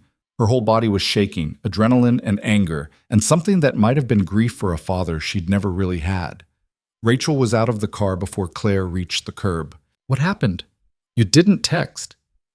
I just met my father. And? And he's exactly what you said. A murderer who sees people as assets. He offered me $50,000 to disappear. Please tell me you took it. I told him to go to hell. Rachel grabbed Claire's shoulders, her expression somewhere between admiration and terror. You just told Marcus Vale to go to hell. A man who kills people for less. He won't kill me. I'm too useful alive. You hope. They got in the car, Rachel driving too fast, her hands tight on the wheel. Claire pulled out her phone and stared at Adrian's contact information. She should call him, warn him that Marcus knew about them, that a war was coming. But what could he do? What could either of them do except wait for the violence to start? She texted instead, "We need to talk. Meet me at the center in an hour?" His response came immediately. "I'll be there." The youth center felt different when Claire arrived, like she was seeing it through new eyes. These kids she'd been trying to help, they were all targets now. Everyone connected to her was a potential casualty in a war between men who'd forgotten how to be human. Marcus, the 17-year-old from juvie, was at one of the computers, actually working on a resume like she'd suggested. 2 girls were studying for their GEDs. A boy named Tommy was reading in the corner, the first book Claire had ever seen him touch. Small victories. Fragile progress. All of it about to be destroyed because she'd fallen for the wrong man. Adrian arrived exactly an hour later, Marcus Chen hovering at the door like a lethal shadow. The kids noticed immediately. You didn't survive rough neighborhoods without developing a radar for danger, and Adrian and his security chief set off every alarm. "Everyone out," Claire said, her voice carrying across the room. Come back tomorrow. But I'm not done with, Marcus started. Tomorrow, please. Something in her tone made them move. Within 5 minutes, the center was empty except for Claire, Adrian, and Marcus Chen, who'd positioned himself by the door like a guard dog. I met my father today, Claire said without preamble. Adrian's expression went carefully blank. What happened? He offered me $50,000 to disappear for 6 months. Said you made me a target, that everyone I care about is going to die in the war between you two. He's not wrong. I know, that's the problem. Claire crossed her arms, suddenly cold despite the heating. He also told me you killed 3 of his men 2 years ago. Territory dispute. Is that true? Adrian didn't flinch. Yes. Were you going to tell me? Eventually, when it was relevant. It's relevant now. Now it's too late to matter. Adrian moved closer, his expression intense. What did you tell him? I told him to stay away from you and from me. I told him I make my own choices. That was stupid. Probably, but I'm tired of men who think they own me making decisions about my life. Claire met his eyes. I'm also tired of being lied to. You said you'd be honest with me. I have been. Bullshit. You've been giving me edited versions, carefully curated truths that don't make you look too bad. I want everything, Adrian. Every body, every decision, every ugly thing you've done to build your empire. Because if we're going to survive what's coming, I need to know exactly who you are. Adrian was quiet for a long moment. Then he turned to Marcus Chen. Wait outside. Boss, outside. Marcus hesitated, then left, closing the door behind him. Alone with Claire in the empty youth center, surrounded by evidence of hope and progress, Adrian Voss began to talk. He told her about his father's death when he was 16. Not just that it happened, but the details. How he'd found the body, throat slit, blood soaking into expensive carpet. How he'd tracked down the killer and returned the favor, his first murder at 16 years old. He told her about the next 2 years, systematically eliminating everyone who'd worked with his father's killer, consolidating power, learning to compartmentalize violence until it felt like nothing at all. He told her about the empire he'd built, the specifics, the numbers, the operations, cocaine from Colombia, heroin from Afghanistan, weapons moved through shell companies and corrupt shipping manifests, protection rackets disguised as security services, politicians bought and sold like commodities. He told her about the people who'd crossed him and what he'd done to them. Some quick, some slow, all calculated to send a message. He told her about the families destroyed, the lives ruined, the kids who'd ended up addicted to drugs his organization had flooded into their neighborhoods. He didn't make excuses. Didn't try to justify or explain away. Just laid it all out like evidence in a trial where the verdict was already decided. When he finished, Claire was crying. Not sobbing, just tears running down her face while she stood very still, absorbing the truth of who Adrian Voss really was. Say something, Adrian said quietly. I don't know what to say. Tell me you're leaving. Tell me you finally understand that I'm the monster everyone says I am. Claire wiped her face with the back of her hand.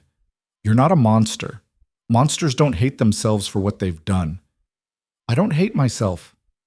Yes, you do. I can see it in your eyes every time you talk about your past. You hate what you've become. You just don't know how to be anything else. And you think you can fix that? Save me with love and understanding? No. I think you're the only person who can save yourself. Claire moved closer, taking his hands in hers. But I can stand next to you while you try. If you want to try. Why would you do that after everything I just told you? Because I've spent my whole life alone and I'm tired of it.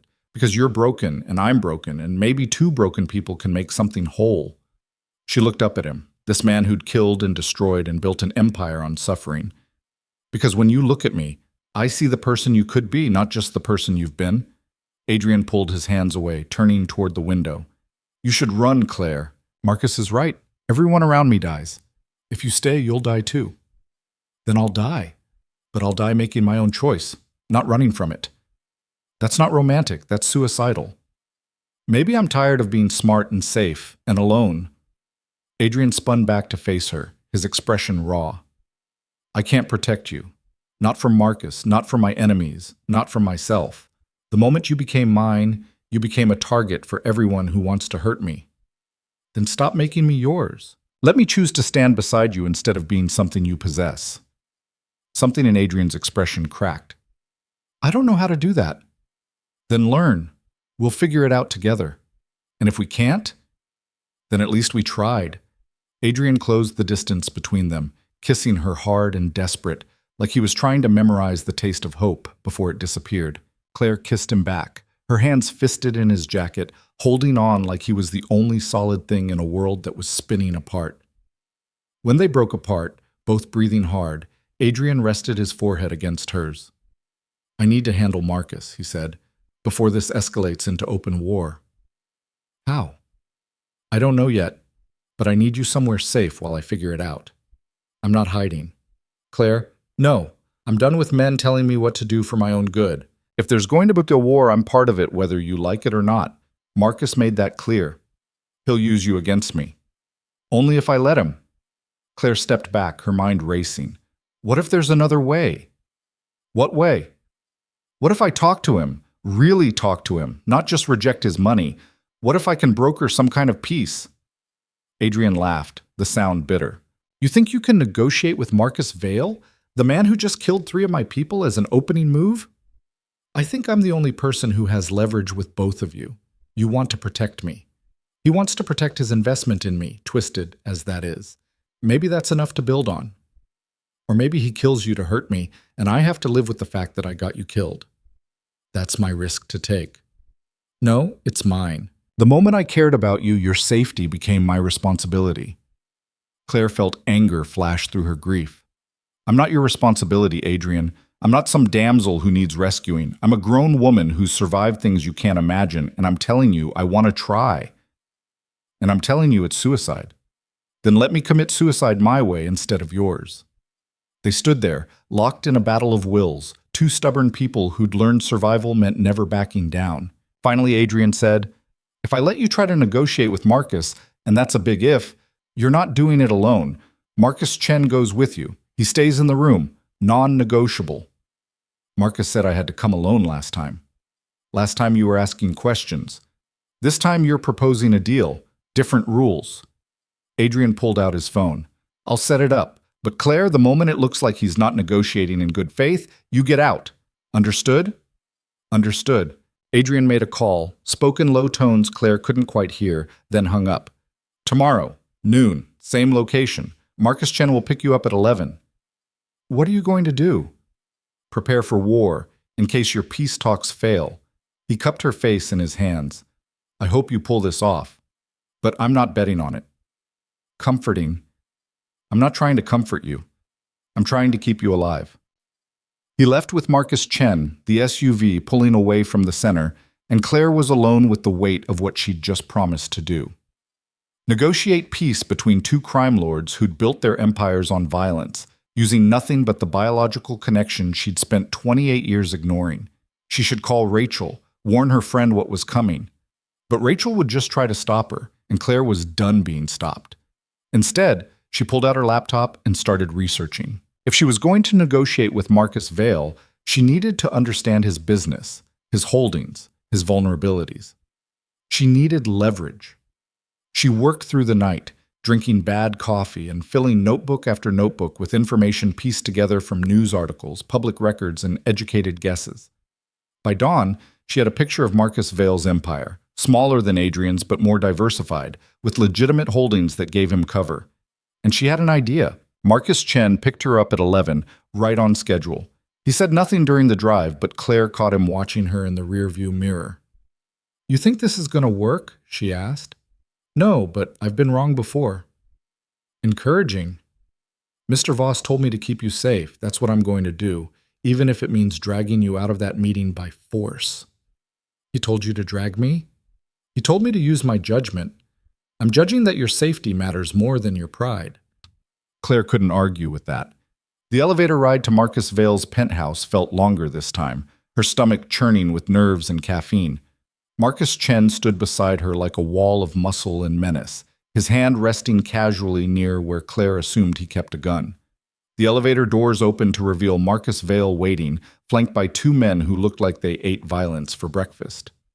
His expression was unreadable when he saw Marcus Chen. "I said alone." "Things change," Claire said, stepping out of the elevator. "I'm here to negotiate, not beg. If you want to talk, we talk my way." Marcus studied her for a long moment, then dismissed his men with a gesture. They left reluctantly, eyeing Marcus Chen like they were calculating odds. "You have 15 minutes, Marcus said. "Talk." Claire pulled out her notebook, her hand steady despite her racing heart. "Your war with Adrian is going to cost both of you millions. Territory fights are expensive, bodies draw attention, and attention is bad for business. I'm aware of economics." "Then you're aware that there's more money in cooperation than conflict. Adrian controls distribution, you control production. Instead of fighting over scraps, you could divide the market and double your profits." "I don't need Voss to make money." "No, but you need him not to destroy half your operations fighting you, and he needs the same from you." Claire flipped to the page covered in numbers. "I spent last night running projections. A prolonged war costs you both an estimated 20 million each in the first year alone. That's revenue lost, plus the cost of replacement soldiers, lawyers, bribes to keep law enforcement from coming down too hard." "You're assuming law enforcement would care." "I'm assuming that enough bodies eventually force them to care, no matter how much you've paid them." Claire met his eyes. "You're both smart enough to know this is stupid. The only reason you're fighting is pride and the fact that I exist." "You flatter yourself." "Do I?" "Adrian cares about me, which gives you leverage. You're my father, which gives him leverage. We're both liabilities to the men we're connected to." She took a breath. "So remove us from the equation." Marcus leaned back in his chair, genuinely interested now. "How?" "I disappear. Not because you paid me, but because I choose to. I leave the city, break contact with Adrian, and you lose your leverage. In exchange, you and Adrian negotiate a lasting peace. Territory division, profit sharing, whatever it takes to keep you from destroying each other. And what makes you think Voss will agree to this?" "Because he wants me safe more than he wants me close. If I'm gone, I'm not a target anymore." "You do that? Walk away from him?" Claire felt something break inside her chest. "If it keeps everyone I care about alive, yes." Marcus studied her with those cold gray eyes, looking for the lie, the angle, the weakness he could exploit. "You're more like me than I expected." "I'm nothing like you." "No?" "You're willing to sacrifice your own happiness for strategic advantage. That's exactly what I'd do." He stood, walking to his window. "I'll consider your proposal. But Claire, understand this. If you're playing me, if this is some scheme you and Voss cooked up to buy time or gather intelligence, I'll kill you both, daughter or not." "I understand." "Do you? Because I don't think you fully grasp what you're dealing with. This isn't some romantic tragedy where love conquers all. This is business, and in business, sentiment gets you killed." "I'm learning that." Marcus turned back to face her. "I'll give you my answer in 24 hours. Until then, stay away from Voss. No contact, no meetings, nothing. I want to see if he can control himself when he doesn't know where you are." "That's not—" "Those are my terms. Accept them or leave." Claire looked at Marcus Chen, who gave the slightest shake of his head. She ignored him. "Fine. 24 hours of silence. Then I want your answer." "You'll get it." The elevator ride down was silent until they reached the parking garage. Then Marcus Chen grabbed Claire's arm, his grip just short of painful. That was either the bravest or stupidest thing I've ever seen. "Which do you think it was?" "Both." He released her, opening the SUV door. "Mr. Voss is going to lose his mind when I tell him you agreed to no contact." "Then don't tell him. He's my boss. I tell him everything. Even if it makes things worse." Marcus Chen was quiet for a moment. "I've worked for Adrian Voss for 8 years. In that time, I've seen him make decisions that cost lives, destroy families, and build an empire on blood. But I've never seen him care about anyone the way he cares about you." He met her eyes. "If you're playing him, if this is some game to you, you need to stop now. Because when he breaks, and he will break if you disappear, people will die." "I'm not playing him. I'm trying to save him." "From what?" "From himself." They drove back in silence, and when they reached Claire's apartment, Marcus Chen handed her a different phone, A burner. Untraceable. If you need anything in the next 24 hours, call this number. It's a secure line to me, not to Mr. Voss. Why are you helping me? Because maybe you're right. Maybe this war is stupid, and maybe there's another way. He stared straight ahead. Or maybe I've just been doing this long enough to be tired of the bodies. Claire took the phone and got out of the SUV, watching it drive away before climbing the stairs to her apartment. Rachel was waiting on the landing, her expression furious. Where the hell have you been? I've been calling for hours. Trying to stop a war? By negotiating with the man who wants to kill your boyfriend? Claire, this is insane. I know, but it's all I've got.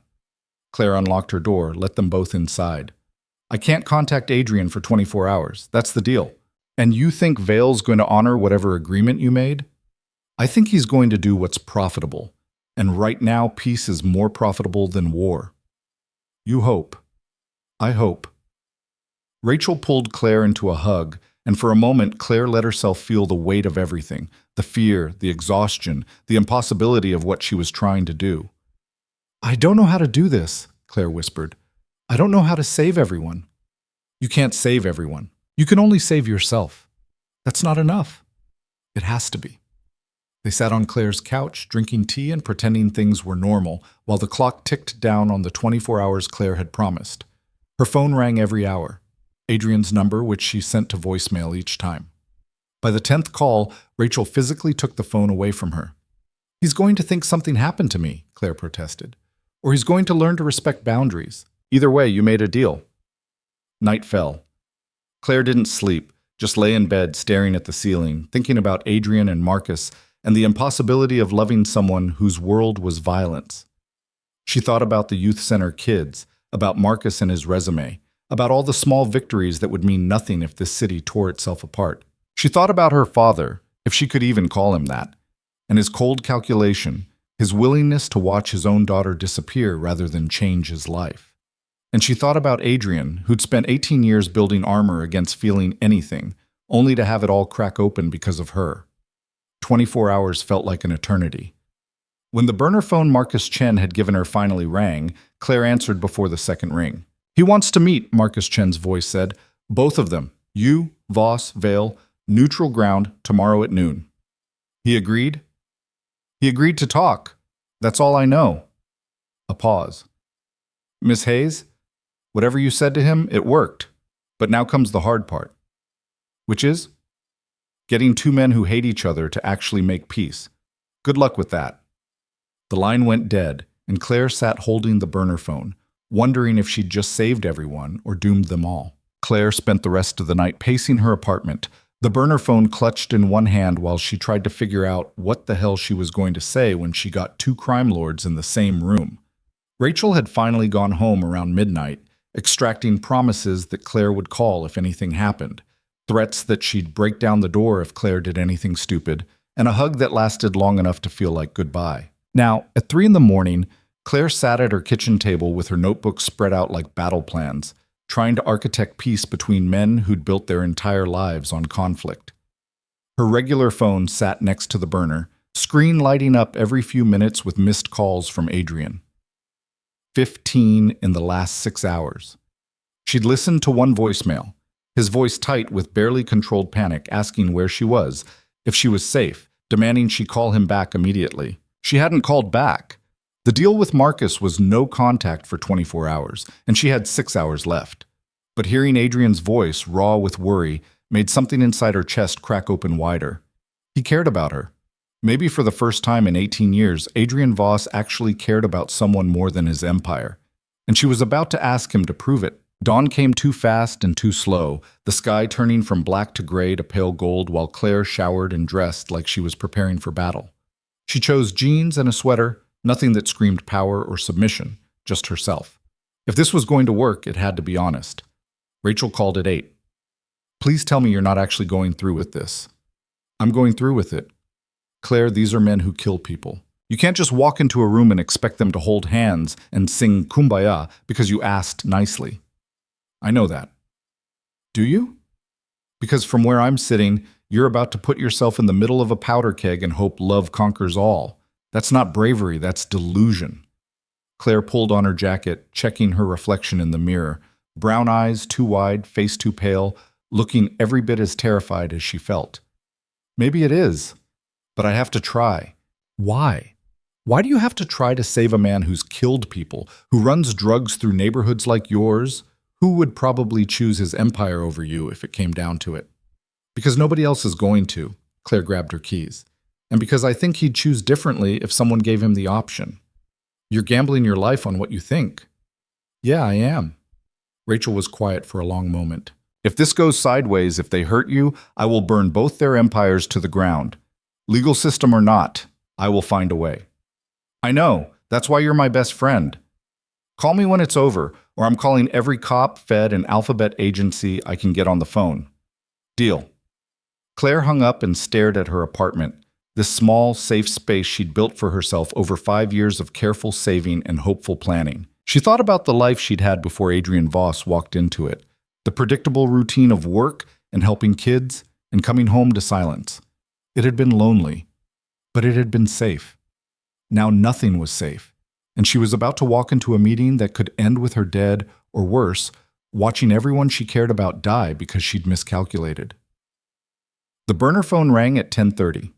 Marcus Chen's voice was all business. Mr. Voss knows about the meeting. He's not happy you went behind his back. I didn't go behind his back. I went around it. He doesn't see the difference. Fair warning. He's in a mood. Define mood. The kind where people end up dead. A pause. Miss Hayes, I need to ask you something, and I need an honest answer. Do you love him? Claire's breath caught. Why does that matter? Because if you do, you need to understand what you're asking him to give up. Adrian Voss built his empire from nothing. It's not just his business, it's his identity, his protection, his entire world. You're asking him to potentially sacrifice that for you. I'm asking him to choose being human over being a monster. In his world, human gets you killed. Then maybe his world needs to change. Marcus Chen was quiet for a moment. I'll pick you up at 11:15. The meeting's at a warehouse in the industrial district. Neutral ground. Equal security on both sides. You'll have 5 minutes to make your case before they start tearing each other apart. Comforting. I'm not trying to comfort you. I'm trying to prepare you for reality. He picked her up exactly on time, the SUV's interior heavy with tension. Claire could see Marcus Chen's jaw working like he was chewing through words he didn't want to say. He asked me not to bring you, Marcus finally said. Mr. Voss, he told me to lock you in a safe house until this was over. But you're bringing me anyway. Because you were right about one thing. This war is stupid. And if there's even a chance you can stop it, I have to take it. He met her eyes in the rearview mirror. But if bullets start flying, I'm getting you out first. My loyalty is to Mr. Voss, but my job is keeping you alive. Understand? Understood. The industrial district was exactly as depressing as Claire expected. Abandoned warehouses, rusted chain-link fences. The kind of area where screams wouldn't attract attention. The warehouse Marcus Chen pulled up to looked like every other one on the block, except for the 2 black SUVs already parked outside. Adrian was leaning against one, arms crossed, his expression thunderous.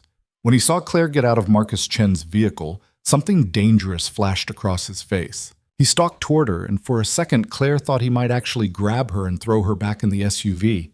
Instead, he stopped a foot away, his gray eyes blazing with anger and relief and something that looked like betrayal. 24 hours, he said, his voice low and lethal. I've been going out of my mind for 24 hours, thinking you were dead or taken or worse. And you were what? Playing negotiator with the man who wants me dead? I was trying to stop a war.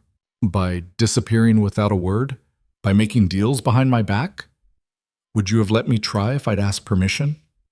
No, because it's suicide. Adrian ran a hand through his hair, the gesture frustrated and exhausted. Do you have any idea what the last 24 hours have been like? I tore this city apart looking for you. I called in every favor, threatened every contact, prepared to go to war with Marcus just to find you. And that's exactly why I didn't tell you. Because you would have tried to stop me instead of letting me try to fix this. There's nothing to fix. This is how our world works. Violence, power, territory. You don't negotiate peace with men like Marcus Vale. You either destroy them or they destroy you. Or you find a third option. There is no third option. There is if you're willing to look for it. They stood there in the middle of the industrial district, surrounded by abandoned buildings and the weight of impossible choices. Two people who'd found each other in the dark, trying to figure out if love was enough to rewrite the rules. Finally, Adrian said, "If this goes wrong, if he hurts you, I will kill everyone in that building. Do you understand? There won't be negotiation or mercy or another chance. I will burn his entire empire to the ground and salt the earth behind me. I understand." "And you're still going in there?" "Yes." Something in Adrian's expression shifted, the anger fading into something that looked like resignation. "You're either the bravest person I've ever met or the most stubborn." "I'm both." "You knew that when you met me." A ghost of a smile touched his mouth. "Yeah, I did." He cupped her face in his hands, the gesture gentle despite the violence in his eyes. "Don't die in there. That's not a request. I'll do my best." He kissed her hard and desperate, like he was trying to memorize the feel of her mouth against his, and Claire kissed him back like it might be the last time. When they broke apart, Marcus Vale was standing in the warehouse doorway, flanked by two men who looked like they ate violence for breakfast. His expression was unreadable as he watched Adrian and Claire. "Touching," Marcus said, his voice dry. "Can we get this over with? I have actual business to attend to." The warehouse interior was exactly what Claire expected. Empty except for a metal table and 4 chairs positioned in the center like some twisted version of a boardroom. Security from both sides lined the walls, hands resting near weapons, eyes tracking every movement. Claire counted 12 men total. 12 potential casualties if this went wrong. Adrian took the chair facing the door. Tactical positioning, Claire realized. Marcus took the opposite chair, leaving 2 empty seats between them. Claire sat in one, very aware that she was now directly in the line of fire if anyone started shooting. Marcus Chen positioned himself behind Adrian's chair. One of Marcus Vale's men did the same. 5 minutes, Marcus Vale said, checking his watch. "That's how long you have to convince me not to kill everyone in this room and declare war." "Generous," Adrian said, his voice acid. "I'm feeling charitable. My daughter thinks she can broker peace. I'm curious to see her try." Claire pulled out her notebook, her hand steadier than she felt. "You're both intelligent men who understand business, so let's treat this like business." "This is war," Marcus Vale said. "No, this is ego. You're both willing to spend millions, lose soldiers, and draw law enforcement attention because Adrian cares about me, and you see that as weakness." Claire flipped to her calculations. "A prolonged territorial war will cost you both an estimated 20 to 30 million in the first year alone. That's lost revenue, replacement soldiers, legal fees, and bribes. By year 2, if you're both still standing, you're looking at law enforcement crackdowns that could destroy operations worth hundreds of millions." "We've survived crackdowns before," Marcus said. "Not like the ones you'll face if bodies start piling up. The police look the other way when crime is quiet. When it's loud, they're forced to act." Claire met his eyes. "You know this. You've built your empire by being smart and controlled. Going to war over me is neither. It's not about you. It's about Voss breaking our understanding by touching what's mine." "I'm not yours," Claire said flatly. "I'm not anyone's. I'm a person making my own choices, and my choice is that this war doesn't happen." Adrian leaned forward, his expression dangerous. "And how exactly do you plan to stop it?" This was it. The moment where Claire either saved everyone or condemned them all. "I disappear," she said. "Permanently. I leave the city, cut all contact with both of you, and remove myself as a point of conflict." Adrian's chair scraped back. "Absolutely not." "Sit down," Claire said, her voice sharp. "You don't get to veto this. It's my life. It's my... Your life that you're throwing away for what? To save me the trouble of fighting a war I'm prepared to fight? To save everyone from a war nobody needs to fight." Claire turned to Marcus Vale. "If I'm gone, Adrian has no leverage over you through me. You lose your excuse to move against him. The territorial lines you've maintained for 3 years can stay in place, and you both can go back to making money instead of making corpses." Marcus studied her with those cold gray eyes. "And what do you get out of this arrangement?" "Everyone I care about stays alive." Martyr complex. How tedious. But something shifted in Marcus's expression, something that might have been respect. What makes you think Voss will honor this? What stops him from finding you the moment you disappear and dragging you back? Because I'll ask him not to, Claire said simply. And I think he cares about me enough to respect that choice. All eyes turned to Adrian, who looked like he was physically restraining himself from flipping the table. You're asking me to let you walk away. I'm asking you to choose my safety over your ego. That's not ego, that's... He stopped, jaw working. You can't ask me to do this. I just did. No. Adrian stood, the word final. I won't let you sacrifice yourself for a peace that probably won't last 6 months anyway. Then what's your alternative? Claire stood too, facing him across the table. War? Watching people die because you and Marcus can't figure out how to coexist? Turning me into a permanent target for every enemy either of you has? I can protect you. For how long? A year? 5 years? The rest of my life? Always looking over my shoulder, always waiting for the bullet or the kidnapping or the leverage play? Claire's voice cracked. That's not living, Adrian. That's just slow death. And disappearing is better? It's different.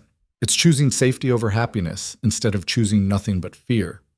Marcus Vale watched their exchange like it was theater, his expression giving away nothing. Finally, he said, touching as this lover's quarrel is, I'm still waiting for my incentive. What do I get out of letting you walk away instead of using you against Voss? Claire turned to him, this man who was her father in biology only. You get to prove you're smarter than him. Adrian would choose me over his empire. That's his weakness. You choose your empire over everything, including me. That makes you stronger in your world. Let me go, broker a real peace, and you win. Win what? The moral high ground for whatever that's worth in your business. The reputation for being the reasonable one. And most importantly, you avoid a war that's expensive and draws attention you don't want. Marcus was quiet for a long moment, his fingers steepled in front of him. You're more strategic than I gave you credit for. I learned from surviving. You do what you have to do. Yes, you do. Marcus stood, buttoning his jacket. I'll agree to your terms on one condition, which is, you don't just disappear, you disappear completely. New city, new name, new life. No contact with Voss, no contact with me, no trail that leads back to either of us. You become a ghost. Claire felt her heart stop. Complete disappearance meant leaving everything. The youth center, Rachel, the kids she'd been helping, every piece of the life she'd built. That's too much, Adrian said, his voice deadly quiet. You're asking her to erase herself. I'm asking her to commit to the choice she's making. Half measures don't work in our world, Voss. You know that. Marcus turned to Claire. If you're going to do this, do it completely. Otherwise, you're just prolonging the inevitable. And if I agree, you and Adrian negotiate real peace? We negotiate territory division, profit sharing, and a non-aggression pact. Witnessed, documented, enforceable. Marcus glanced at Adrian. Unless Voss isn't interested in peace. Adrian looked like he wanted to put his fist through the table. Through Marcus.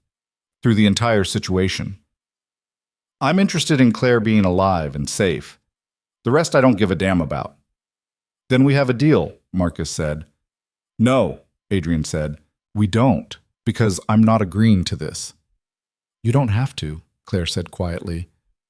This isn't your choice to make. Like hell it isn't. You're asking me to let you walk out of my life forever.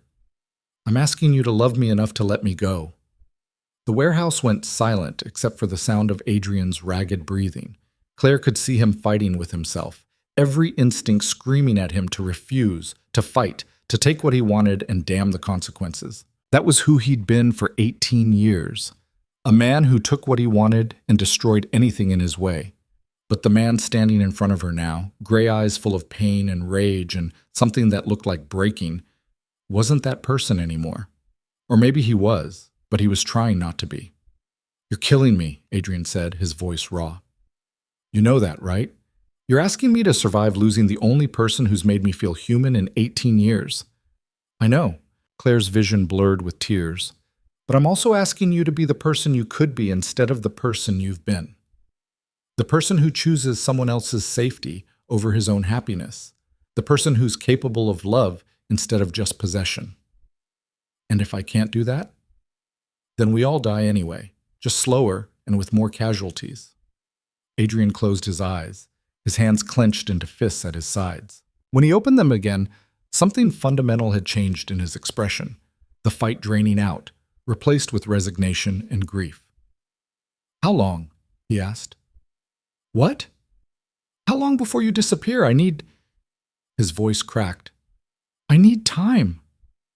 Marcus Vale checked his watch like they were discussing a business lunch instead of tearing apart two lives. "You have 48 hours. 2 days to say goodbye, settle affairs, and disappear. After that, the deal's off and we're at war." "Of 48 hours," Claire repeated, the words feeling like a death sentence. "And Voss? If you try to find her after she's gone, if you break this agreement in any way, I will consider it an act of war and respond accordingly. Understood?" Adrian's jaw worked, every muscle in his body tense with barely controlled violence. "Understood." "Good." Marcus walked toward the exit, his men falling in behind him. At the door, he paused and looked back at Claire.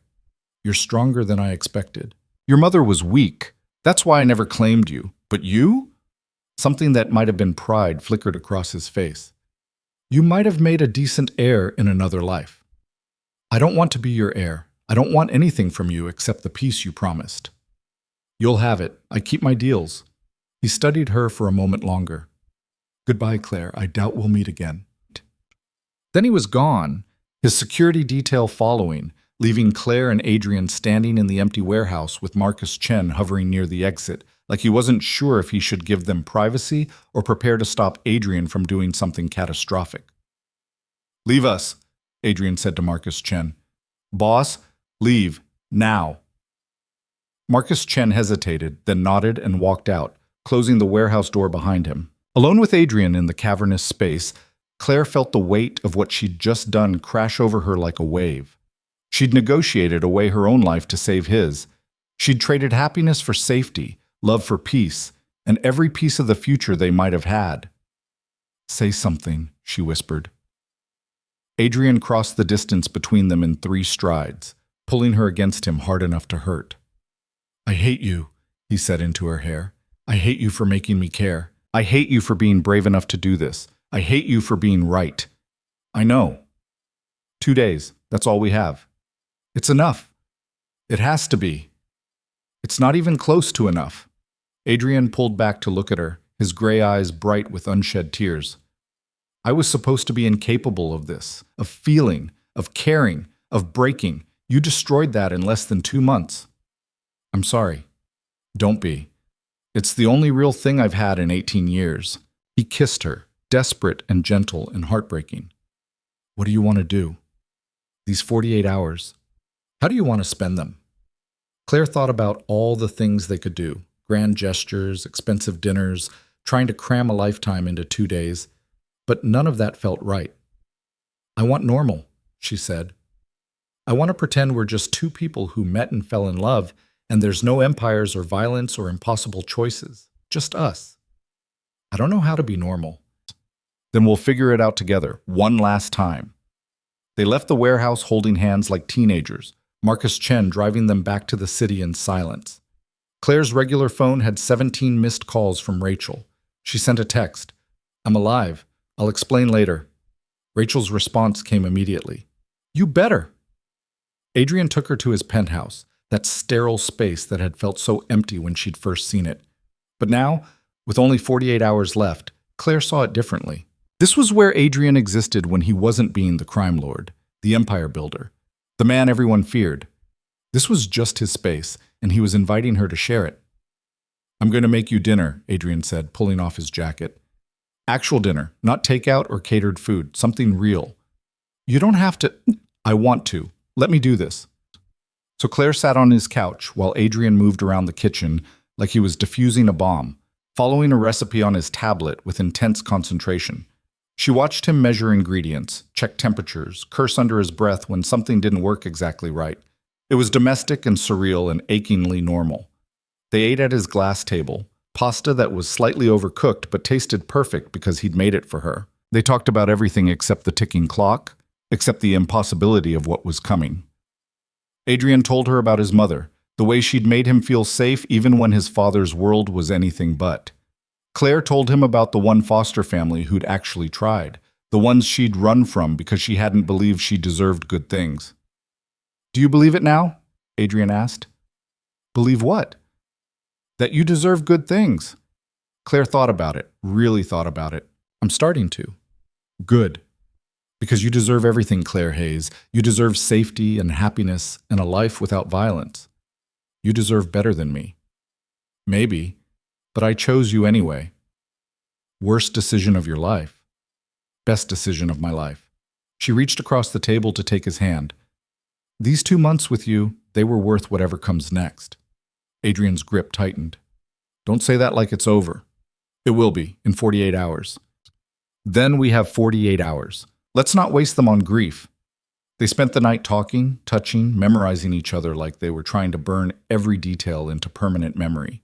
Adrian told her things he'd never told anyone. Fears, regrets, the nightmares he still had about his father's death.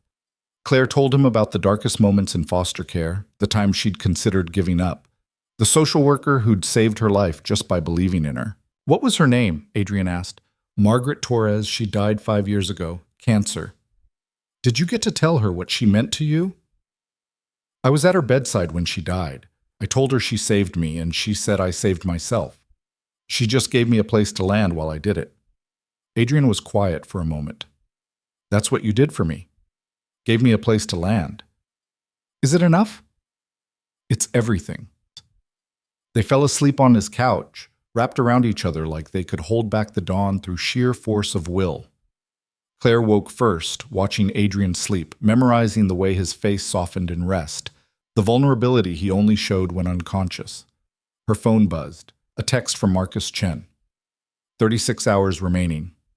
Like she could forget.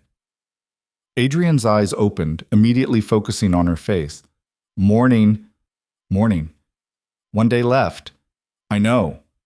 Claire, don't. Don't ask me to change my mind. We made a deal. Deals can be broken. Not this one. Too many people die if we back out now." Claire sat up, pulling away from him. "I need to go to the youth center. Say goodbye to the kids. Make sure someone will take over after I'm gone." "I'll come with you." "Adrian, I'm not letting you out of my sight for the next 36 hours. Argue if you want, but you'll lose." They drove to the South District in the morning light, the city waking up around them. Claire watched it pass by the window, the streets she'd walked, the neighborhood she'd tried to help, all of it about to become part of her past. The youth center was already open when they arrived, Marcus from Juvie sitting at a computer actually working on job applications. He looked up when Claire walked in, his expression shifting from concentration to concern. "You okay? You look like hell." "Thanks, Marcus. You always know how to make a girl feel special." "I'm serious. Something's wrong." Claire sat down across from him, very aware of Adrian standing near the door like a sentinel. "I'm leaving the city. Today." "What? Why?" "It's complicated." "Is it because of him?" Marcus jerked his chin toward Adrian. "Because if some rich dude is making you leave, he's not making me do anything. This is my choice." Claire pulled out a folder she'd prepared the night before. Contact information for other counselors, funding sources, everything the center would need to keep running without her. "I'm leaving this place in good hands. Sandra Martinez is taking over. She's good, she cares, and she'll fight for you guys." "But you're the one who actually gets us. You're the one who—" Marcus's voice cracked. "You can't just leave." "I have to. But Marcus, listen to me. You're going to be fine. You're smart, you're determined, and you're already doing the work. Keep going to those job interviews. Finish your GED. Don't let anyone convince you that where you came from determines where you're going." "This is bullshit." "I know, but sometimes life is bullshit, but bullshit, and we survive it anyway." Other kids started arriving, and word spread fast that Claire was leaving. By noon, the center was full of teenagers trying to pretend they weren't upset, to stay cool in the face of another adult abandoning them. Claire talked to each one, giving advice, sharing contact information for Sandra, promising them they were strong enough to keep going without her. It was breaking her heart piece by piece, but she didn't let them see it. Adrian watched from the corner, his expression unreadable, and Claire wondered what he was thinking. If he regretted letting her into his life, if he wished he'd never walked into that gala, if he was already planning how to move on after she was gone. When the last kid finally left, Claire stood in the empty center and let herself feel it, the weight of all she was losing, the enormity of the choice she'd made. "This is what you're giving up," Adrian said quietly. "These kids, this work, everything you've built. I know. And you still think it's worth it?" Claire turned to face him. "If it keeps them safe from your world, from Marcus's world, from the violence that follows men like you, yes, it's worth it. Men like me. You know what I mean. I do, and you're right." Adrian crossed to her, pulling her into his arms. "I've destroyed a lot of things in my life, Claire, but I won't destroy you, even if it means letting you go." They spent the afternoon at her apartment, packing the few things she'd take with her. Most of it she was leaving: furniture, books, the life she'd built over 5 years in this city. She'd be traveling light, starting over with nothing but the clothes on her back and the cash Marcus Vale had promised to wire to an account in her new name. Rachel came by at 4, took one look at Claire's packed bag, and started crying. "You're really doing this. I'm really doing this. I can't believe—" Rachel pulled Claire into a fierce hug. "You're the bravest, stupidest, most stubborn person I've ever met. I love you too. Where are you going?" "I can't tell you. It's safer if you don't know." "So this is it? You just disappear and I never hear from you again?" "It's the only way to keep everyone safe." Claire pulled back, wiping tears from Rachel's face. "But I'll think about you. Every day. And someday when it's safe, maybe I'll find a way to let you know I'm okay. That's not good enough. It has to be." Rachel turned to Adrian, her expression fury and grief. "You better be worth this. You better be worth her destroying her entire life." "I'm not," Adrian said simply. "But I'll spend the rest of my life trying to be." Rachel left around 6, and then it was just Claire and Adrian and the ticking clock. 12 hours left. They went to the roof of Claire's building, a space she'd discovered her first week living there, where you could see the whole city spread out like a map of possibility. They sat on the ledge, legs dangling over the edge, and watched the sun set over the skyline. "Tell me about your new life," Adrian said. "The one you're going to build." "I don't know yet. Small town, maybe? Somewhere quiet where I can disappear into normal." "Will you keep doing this work, helping kids?" "In some form, yeah. It's who I am." "You're going to change someone's life, some kid who needs exactly what you needed when you were 17. I hope so." "You will, because you're remarkable, Claire Hayes. You changed mine." They watched the city lights come on one by one, millions of people living their lives, completely unaware that 2 people on a rooftop were trying to figure out how to say goodbye. "I'm going to miss you," Claire said. "Every single day, I'm going to miss you. I'm going to miss you more. Because I've never had this before, and once you're gone, I'll know exactly what I'm missing. Will you be okay?" "Eventually, maybe." Adrian pulled her closer. "I'll go back to running the empire. I'll negotiate peace with Marcus and actually honor it. I'll try to be the person you thought I could be. That's all I ever wanted." "I know." They stayed on the roof until midnight, wrapped in each other, watching the city that had brought them together and was now tearing them apart. Then they went back to Claire's apartment and made love like it was the first and last time, desperate and tender and absolutely heartbreaking. Claire woke at dawn to find Adrian already dressed, standing at her window, looking out at the city one last time.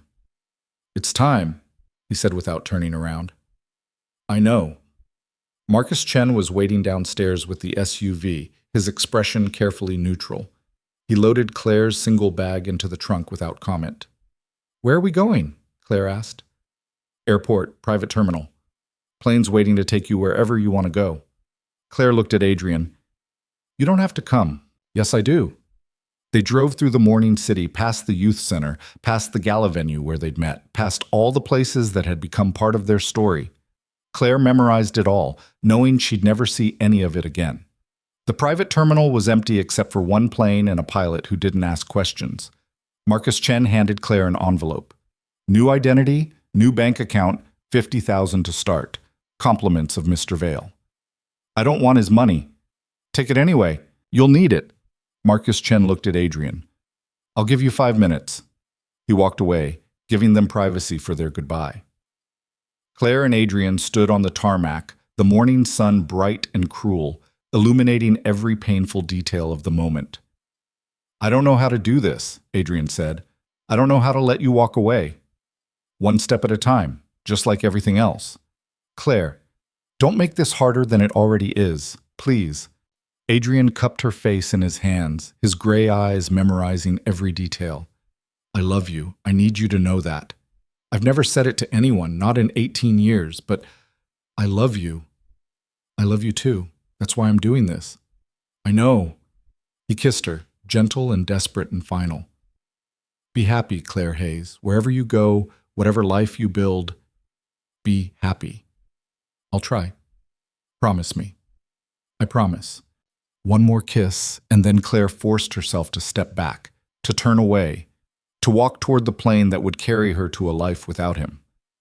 She was halfway up the stairs when Adrian called her name.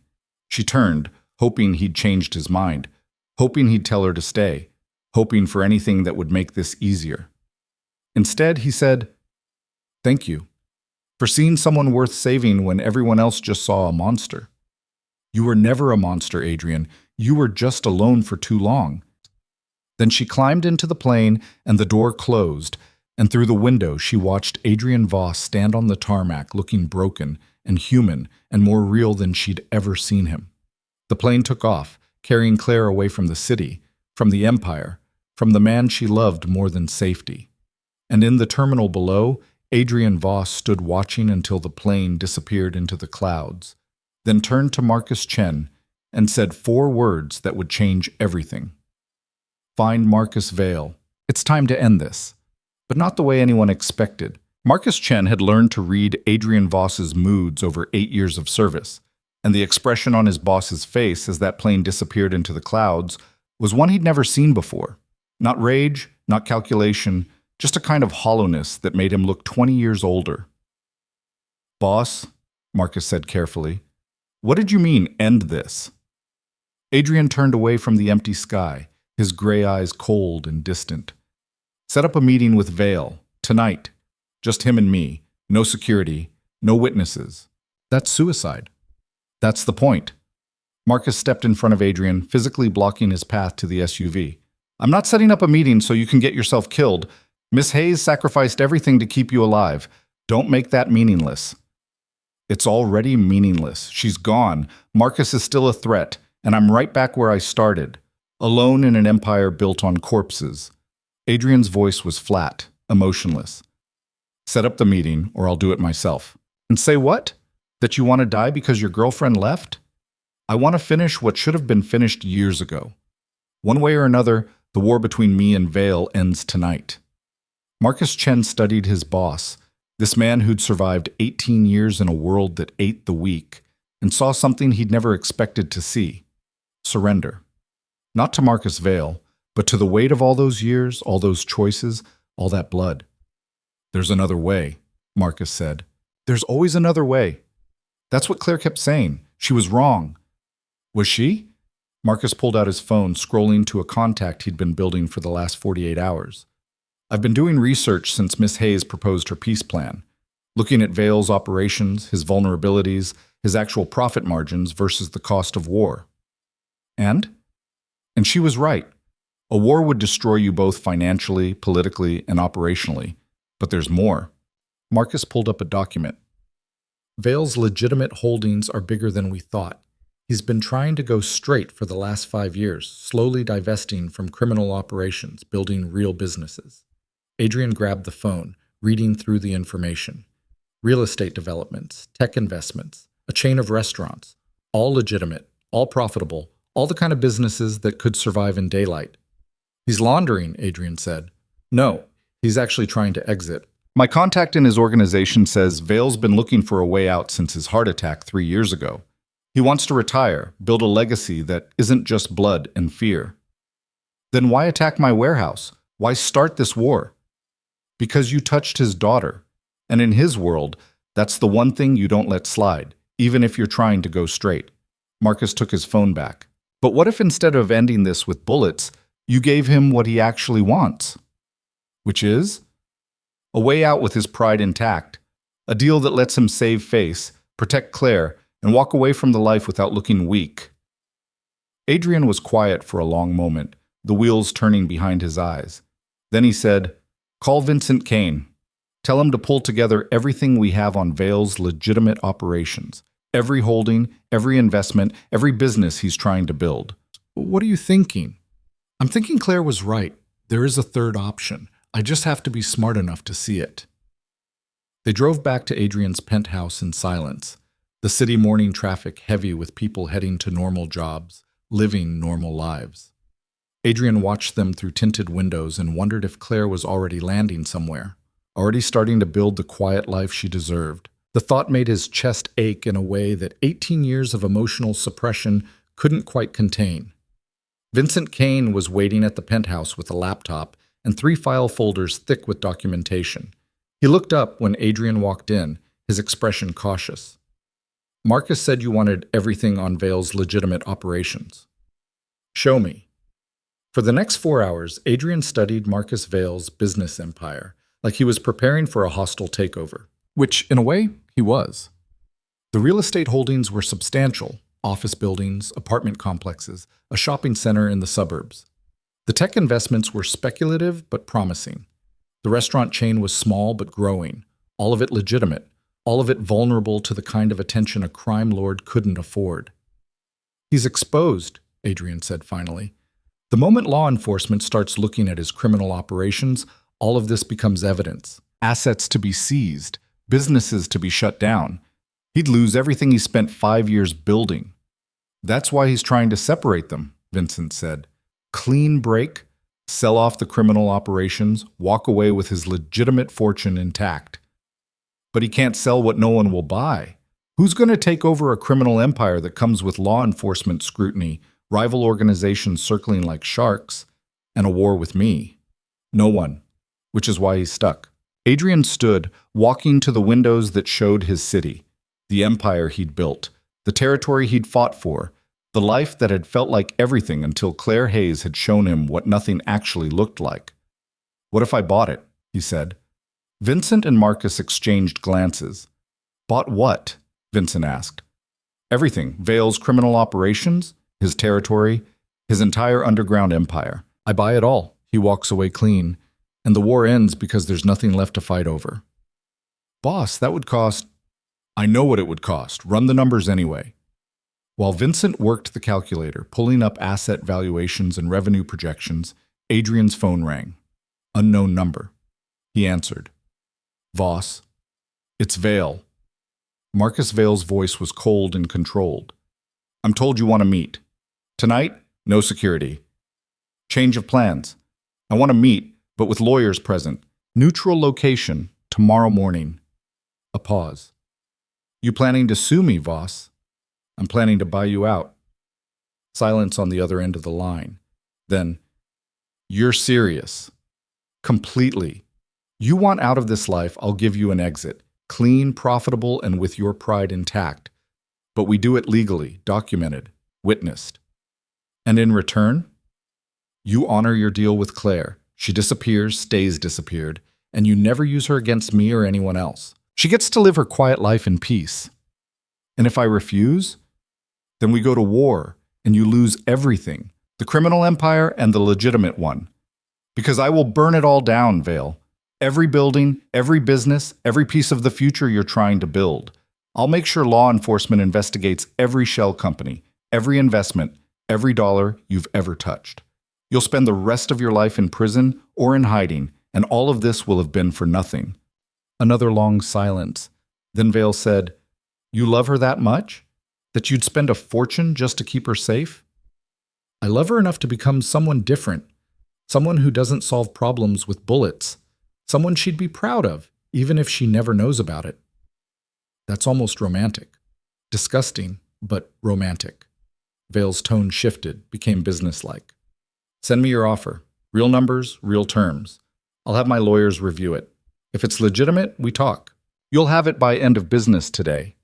"Voss, why are you really doing this? And don't give me the love story. Men like us don't make multi-million-dollar decisions based on feelings. Adrian looked out at the city, at the empire he'd built on violence and fear, and thought about Claire's face when she'd asked him to choose being human over being a monster. "Because she asked me to change," Adrian said, "and I'm tired of being the person I've been." He hung up and turned to Vincent and Marcus, both of whom were staring at him like he'd grown a second head. "Run the numbers," Adrian said. "I want a full buyout proposal on Vale's desk by 5 p.m. Everything: operations, territory, assets. I want it airtight, legal, and generous enough that he'd be an idiot to refuse." "Boss, this is—" Vincent struggled for words. "This is a complete restructuring of your empire. You're talking about doubling your territory, your operations, your risk exposure." "I'm aware." "The capital outlay alone would be it." "I know, do it anyway." Marcus Chen stepped forward. "And after you buy him out? What then? You run both empires?" "No." Adrian had been thinking about this since the moment Claire's plane took off. "I start divesting. Same thing Vale was trying to do. Slow transition from criminal to legitimate. Use the profits from the underground to build real businesses. Then sell off the illegal operations piece by piece until there's nothing left but clean money." "That could take years." "Then it takes years. I've got nothing but time now." Vincent and Marcus worked through the afternoon while Adrian sat at his desk and did something he hadn't done in 18 years. He planned for a future that wasn't built on violence, real estate, like Vale, tech investments, maybe something in Claire's field, helping kids aging out of foster care, something that would make her proud if she ever found out. By 4:30, they had a proposal. $50 million for Vale's criminal operations, paid over 3 years through untraceable accounts. Territory division that gave Adrian the majority while allowing Vale to maintain face-saving influence in his key areas. And most importantly, complete legal separation. Vale walks away clean, no blowback, no leverage, nothing that ties him to the life he's leaving behind. "It's generous," Vincent said. "Maybe too generous." "It needs to be. I'm not just buying his empire, I'm buying Claire's safety." The proposal went to Vale at 5 p.m. By 7, Vale's lawyers had responded with counteroffers. By midnight, after 6 hours of negotiation, they had a deal. The signing was scheduled for the next morning at a law office downtown, neutral ground, witnessed by attorneys on both sides, legally binding and completely documented. Adrian didn't sleep that night, just sat in his penthouse going over every clause, every contingency, making sure there were no loopholes that could endanger Claire. At 8 a.m., he put on his most expensive suit, armor for a different kind of battle, and headed to the law office with Marcus Chen and Vincent Kane flanking him like an honor guard. Marcus Vale was already there, looking older than he had at their last meeting. The lawyers on both sides had stacks of documents ready, everything prepared for signatures and witnesses. "Voss," Vale said, no warmth in his voice. "I'll admit I didn't expect this. I'm full of surprises." Apparently. Vale sat at the conference table, his lawyers beside him. "Before we sign, I need to know something. Did Claire put you up to this?" "No, she has no idea this is happening. And you're doing it anyway." "I'm doing it because she was right. The war was stupid, expensive, and would have gotten everyone killed. This way, we both win." "I'm walking away from an empire I spent 30 years building. To an empire you spent 5 years building to replace it. You get your retirement, your legitimate legacy, and you don't have to watch over your shoulder for the rest of your life." Adrian leaned forward. "That's worth $50 million, Vale. We both know it." Vale studied him for a long moment. "You really love her. More than the empire. More than the power. More than anything." Adrian's voice was steady. "Which is why I need to know you'll honor your part of the deal. Claire stays disappeared. Stay safe, and you never contact her or use her for leverage. You have my word." "Your word means nothing. I want it in writing." Vale's lawyers produced another document, a formal agreement that Claire Hayes, also known by whatever identity Vale had provided her, would remain uncontacted and unharassed by either party. That any attempt to locate, contact, or leverage her would be considered breach of contract and result in immediate termination of all agreements. Adrian read it 3 times, then signed. Vale signed below him. Then came the main contract, 50 pages of legal language that essentially said Adrian Voss was buying Marcus Vale's entire criminal empire for $50 million, paid over 3 years, with territory divisions and profit-sharing arrangements that would keep the peace. Both men signed. The lawyers witnessed. And just like that, the war was over. Vale stood, buttoning his jacket. I never thought I'd see the day when Adrian Voss chose love over power. I didn't choose love over power. I chose a different kind of power. The kind that doesn't require me to be a monster. Good luck with that. I tried going straight. It's harder than you think. I'll manage. Vale walked to the door, then paused. She's in Montana, a small town called Silver Ridge, working at a library of all things. New name is Emma Carson. Adrian's heart stopped. Why are you telling me this? Because you bought her safety, Voss. You earned the right to know where she is, even if you can't go to her. Vale's expression was unreadable. Don't make me regret giving you that information. Then he was gone, leaving Adrian standing in a law office with a signed contract that made him the most powerful crime lord in the state and information about Claire that he could never use. Marcus Chen approached carefully. Boss? You okay? No. Adrian looked down at the contract, at his signature binding him to a deal that was both victory and loss. But I will be. They left the law office and drove through the city, Adrian's mind racing with the knowledge that Claire was in Montana, that she was safe, that she was building a new life just like she'd promised. He could go to her. The contract with Vale said he couldn't contact her, but it didn't say he couldn't just show up, just see her one more time. Just don't, Marcus Chen said, reading his thoughts. I wasn't. Yes, you were. And you need to not. She left to keep everyone safe, including herself. You showing up undoes all of that. I know. Then let her go, really let her go. Be the person she believed you could be. Adrian stared out the window at his city, his empire, his kingdom of concrete and steel and blood. How do I do that? How do I let go of the only real thing I've had in 18 years? Same way you survived everything else, one day at a time. The next 6 months were the hardest of Adrian's life, and he'd survived his father's murder, built a criminal empire, and fought more wars than he could count. But none of that compared to the daily act of not getting on a plane to Montana, not tracking down Emma Carson at her library, not throwing away everything he'd sacrificed just for one more conversation. Instead, he did what he'd promised. He started divesting. The drug operations went first, sold to a distributor in Chicago for less than they were worth, just to get them off his books. The weapons trafficking went next, quietly shut down, and the inventory disappeared through channels that left no trace back to him. The protection rackets he simply ended, returning buildings to their owners, releasing businesses from their obligations. Some of them failed without his organization's forced patronage. Most thrived. Vincent Kane thought he was having a breakdown. Boss, you're dismantling everything we built. I'm dismantling everything I built. You're helping me build something new. The legitimate businesses grew, real estate development that actually helped neighborhoods instead of exploiting them, tech investments in companies trying to solve real problems, and his personal project, a foundation that helped kids aging out of foster care. He called it the Hayes Foundation, even though Claire would never know. Marcus Chen ran security for the legitimate operations, transitioning from enforcer to actual head of corporate security. Vincent Kane became Adrian's business partner instead of his second-in-command in crime. The transformation was slow, painful, and expensive. Adrian lost money, lost territory, lost the fear and respect that had defined him for 18 years. But he didn't lose himself. For the first time since he was 16, Adrian Voss actually found himself. Rachel Chen called him 8 months after Claire left. Adrian almost didn't answer. He'd been avoiding Claire's friends, her old life, anything that might tempt him to break his promise. But he answered anyway. This is Voss. This is Rachel, Claire's friend. Her voice was tight with anger and worry. I need to know if she's okay. I can't tell you that. Can't or won't? Both.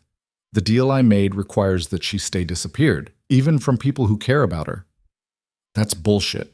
That's survival. Adrian looked out his office window. A new office in a legitimate building. No blood on these walls. But I can tell you she's safe. That's all I'm allowed to say. Is she happy? Adrian thought about the information Vale had given him, about Emma Carson in Montana working at a library. He'd resisted the urge to check on her, to hack into systems or send people to verify she was okay. Resisted because doing so would betray the trust she'd placed in him. "I hope so," he said honestly. "I hope she's building the life she deserved all along. And you? Are you becoming the person she thought you could be?" "I'm trying." "Good. Because if you're not, if you wasted her sacrifice, I will find a way to destroy you, legal system or not." "I believe you." Rachel hung up, and Adrian sat in his office thinking about Claire in her library, surrounded by books and quiet and safety. Thinking about the life she was living without him. It hurt. Every day it hurt. But it was the right kind of hurt. The kind that meant he was still human, still capable of feeling, still someone worth saving. A year after Claire left, Adrian received an envelope with no return address. Inside was a single photograph, a small flower shop with a hand-painted sign reading Emma's Garden, and on the back, in handwriting he didn't recognize, 3 words, "She is happy." Adrian stared at that photograph for hours, memorizing every detail. The cheerful yellow paint, the flowers visible through the window, the promise that Claire had found her peace. He wanted to go to her, wanted it so badly he could taste it. Instead, he locked the photograph in his desk drawer and went back to work on the Hayes Foundation, approving grants for 3 more youth centers in underserved neighborhoods. Marcus Chen found him there at midnight, still working. "You should go home, boss. This is home now. The penthouse is just where I sleep." "You're not sleeping much." "No." Adrian signed another grant approval. "But I'm building something. That's enough." "Is it?" Adrian thought about Claire, about the photograph in his drawer, about the life she was living 1,000 miles away. "It has to be." 2 years after Claire left, Adrian Voss was no longer a crime lord. He was a businessman, a philanthropist, a person who occasionally showed up on the news for charitable work instead of suspected criminal activity. The Hayes Foundation had helped over 300 kids find housing, jobs, and paths forward. The youth center in South District, the one where he'd first spent afternoons with Claire, was thriving under new management with funding from Adrian's foundation. Marcus from Juvie had graduated, gotten a job, and occasionally sent Adrian updates thanking him for keeping the center open. Adrian never responded. Maintaining distance was safer for everyone, but he kept every message. Vincent Kane had transitioned fully into legitimate business, his criminal past buried under layers of legal enterprise. Marcus Chen had gotten married, started a family, and only occasionally looked at Adrian with the worry of someone watching a friend drown in slow motion. Because that's what Adrian was doing, surviving day by day, building a legacy that would make Claire proud if she ever found out, and trying not to think about the fact that he'd traded everything he'd built for a woman he couldn't have. It should have felt like loss. Instead, it felt like freedom. The call came on a Tuesday morning, 2 years and 3 months after Claire had gotten on that plane. Unknown number, which Adrian normally didn't answer, but something made him pick up. Adrian Voss. A familiar voice, but different, stronger, happier. Adrian's heart stopped. "Claire? I'm breaking the rules. I know I'm not supposed to contact you, but I needed to hear your voice. Are you okay? Are you safe?" "I'm fine. Better than fine, actually." She paused. "I heard about the Hayes Foundation, about what you've been doing. How did you—" "I have friends who keep track of things. Rachel mostly, though she doesn't know I'm calling you now." Another pause. "You really did it. You changed." "I tried. I'm still trying. Adrian, Her voice cracked. "I need to see you." Every survival instinct Adrian had developed over 18 years of crime screamed at him to say no, to maintain the distance that kept her safe, to honor the deal he'd made. Instead, he said, "Where?" "The park where we ate ice cream, the one with the aggressive pigeons, tomorrow at noon."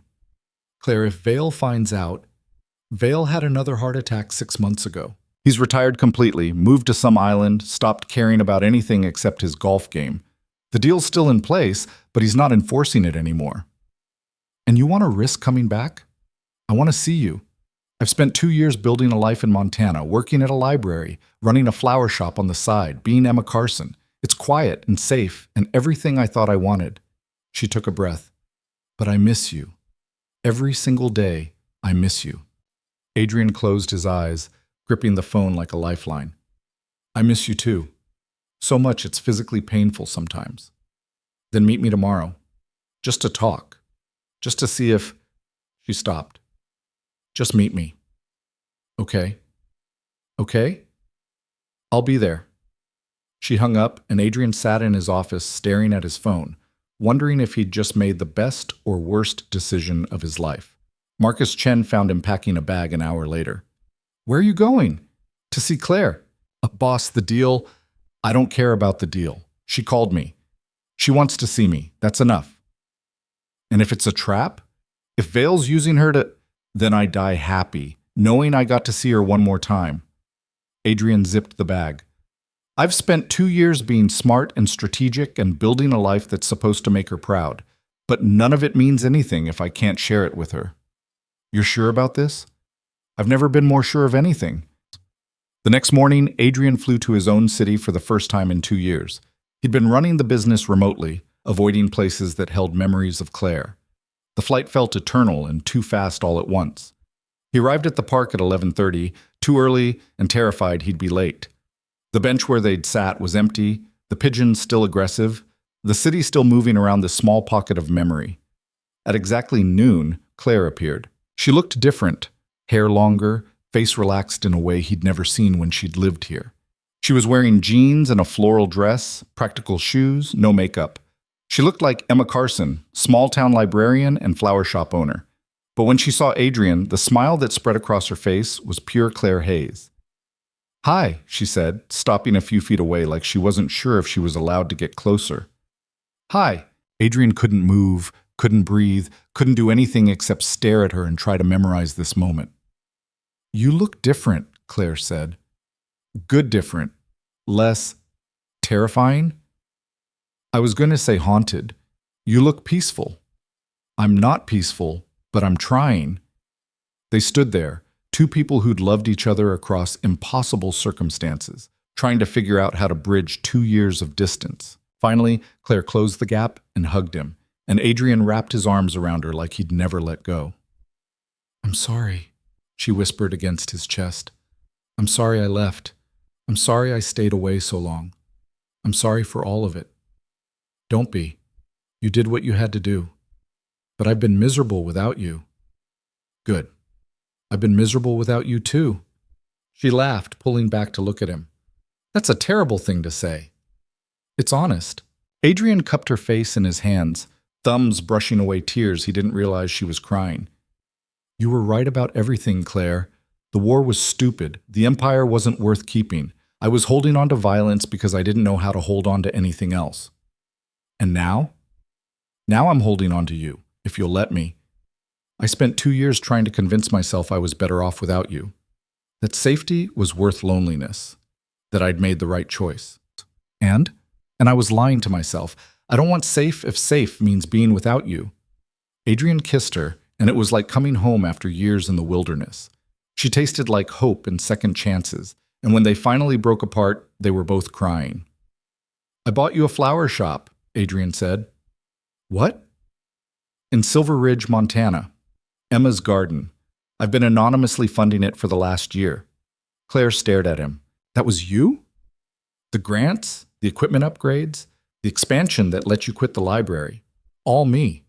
I couldn't contact you, but I could make sure you had what you needed to build your dream. Adrian, I'm not done. I dissolved the criminal empire, sold it, shut it down, walked away from all of it. I've spent 2 years building legitimate businesses and trying to be someone you'd be proud of. I was always proud of you, even when you were being an idiot. I was an idiot a lot. Yeah, you were. She took his hand, lacing their fingers together. But you're my idiot, if you want to be.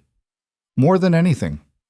They sat on their bench, the one where they'd fed aggressive pigeons and fallen in love, and talked for hours. About her life in Montana, his transformation in the city, about the youth centers the Hayes Foundation had opened, the kids they'd helped, the life he'd been building in her absence. You named it after me, Claire said, wonder in her voice. I named everything after you, the foundation, my new businesses, my entire second chance at being human. You're the reason for all of it. That's a lot of pressure. You can handle it. You handled me. Barely. They talked until sunset, making plans and promises. Claire would keep her flower shop in Montana. She loved it, loved the quiet life she'd built. But she'd come back to the city regularly, help with the foundation, be part of the life Adrian was building. And Adrian would visit Silver Ridge, learn to exist in small-town quiet, figure out how to be someone other than a crime lord or a businessman or anything except the man who loved Claire Hayes. It's not going to be easy, Claire warned. I've built a life there. You've built a life here. We'll build a new life together, somewhere in between. You make it sound simple. It won't be simple, but it'll be worth it. Adrian pulled her closer. I've spent 2 years without you, Claire. I'm not spending another day alone if I don't have to. Neither am I. They watched the sun set over the city, over the empire Adrian had dismantled and the life Claire had left behind, and neither of them was thinking about the past. They were thinking about the future, messy and complicated and full of possibility. 3 months later, Adrian stood in a small flower shop in Silver Ridge, Montana, surrounded by tulips and roses, and a life he'd never imagined wanting. Claire was showing him how to arrange bouquets, laughing when he inevitably made a mess, and Adrian thought about how far he'd come from the man at that gala who'd felt nothing. Now he felt everything: joy, frustration, peace, love. It was overwhelming and perfect, and absolutely worth every sacrifice. You're terrible at this, Claire said, taking the flowers from his hands. I'm excellent at other things. True. You're very good at funding youth centers and scaring away customers with your intimidating face. I'm working on that. I know. I appreciate it. The bell above the door chimed and a customer walked in. A young woman, maybe 20, with the guarded expression Adrian recognized from his own past. Claire greeted her warmly, helping her pick out flowers for a job interview, giving her advice and encouragement like it was the most natural thing in the world. Adrian watched her work. This woman who'd saved him by refusing to let him be saved and understood finally what she'd been trying to teach him all along. Power wasn't about control or fear or empires built on blood. Power was about choosing who you wanted to be every single day, even when it was hard. Especially when it was hard. The customer left with her flowers and a smile, and Claire turned to Adrian, her expression soft. What are you thinking about? How lucky I am. How I don't deserve this. How I'm going to spend the rest of my life trying to be worthy of you. You already are worthy. You just needed to believe it. They closed the shop at 6, walking hand in hand through Silver Ridge's main street. People waved at Claire. At Emma, Adrian corrected himself. She was Emma Carson here, small-town flower shop owner, and he was her boyfriend from the city who visited on weekends. No one here knew about Adrian Voss, the crime lord, the empire he'd built and dismantled, the violence that had defined him for 18 years. Here, he was just Adrian, the guy who was terrible at arranging flowers but excellent at making Emma laugh. And that was enough. They made dinner in her small apartment above the flower shop. Nothing fancy, just pasta and wine and conversation that flowed as easily as breathing. Claire told him about the library, about the kids she was helping, about the life she'd built in quiet spaces. Adrian told her about the foundation, about Marcus from Juvie, who was now in college studying social work, about the 3 new youth centers opening next month. You're doing good work, Claire said. We're doing good work. This is as much yours as mine. I just gave you the idea. You gave me everything. After dinner, they sat on her small balcony, looking out at a sky full of stars you couldn't see in the city. The quiet was profound, and Adrian found he didn't mind it anymore. I have something to ask you, Adrian said. Claire turned to him, her expression curious. Okay. I know we said we'd take this slow, build our lives separately and come together when we can. And I'm okay with that, if it's what you need. But I've spent 2 years without you, and I don't want to spend another year doing the long-distance dance. Adrian took her hand. Move back to the city, not to my penthouse. We can find a place together, something that's ours. You can open a flower shop there, work with the foundation, build the life you want. Just build it with me. Claire was quiet for a long moment. That's a big ask. I know. And if you say no, I'll understand. I'll keep visiting. We'll make it work however we can. But I had to ask. Adrian, I love you, Claire. I've loved you since that first night when you looked at me like I was just some guy taking up space in a room. I loved you when you called me on my bullshit. I loved you when you sacrificed everything to keep me safe. And I'll love you tomorrow and next week and 20 years from now." He took a breath. "But I want to wake up next to you every morning. I want to come home to you every night. I want to build a life that's not just good, but ours." Tears streamed down Claire's face. "You're really bad at taking things slow. I've never been good at patience." "Clearly." She wiped her face, laughing through the tears. "I love you too. I've loved you since you showed up at my youth center with coffee and that ridiculous story about checking on your properties. I loved you when you told me the truth about who you were. I loved you when you let me go even though it destroyed you." "So is that a yes?" "That's a yes, you impatient reformed crime lord. I'll move back to the city. We'll find a place together. We'll build whatever life we want." She kissed him, soft and sweet. "But I'm keeping the flower shop here. I'll hire someone to run it, but it's mine." "Deal." They sat under the Montana stars, two broken people who'd found each other in the dark and decided that maybe broken pieces could still build something whole. 6 months later, they opened Emma's Garden in the city, a flower shop in South District, 2 blocks from the youth center where they'd first fallen in love. It was small, cheerful, and absolutely nothing like Adrian's old empire. Claire ran the shop during the day, working with the foundation in the afternoons. Adrian split his time between his legitimate businesses and the foundation, occasionally helping at the shop when he could manage not to destroy the arrangements. Rachel visited often, still suspicious of Adrian but warming to the man he'd become.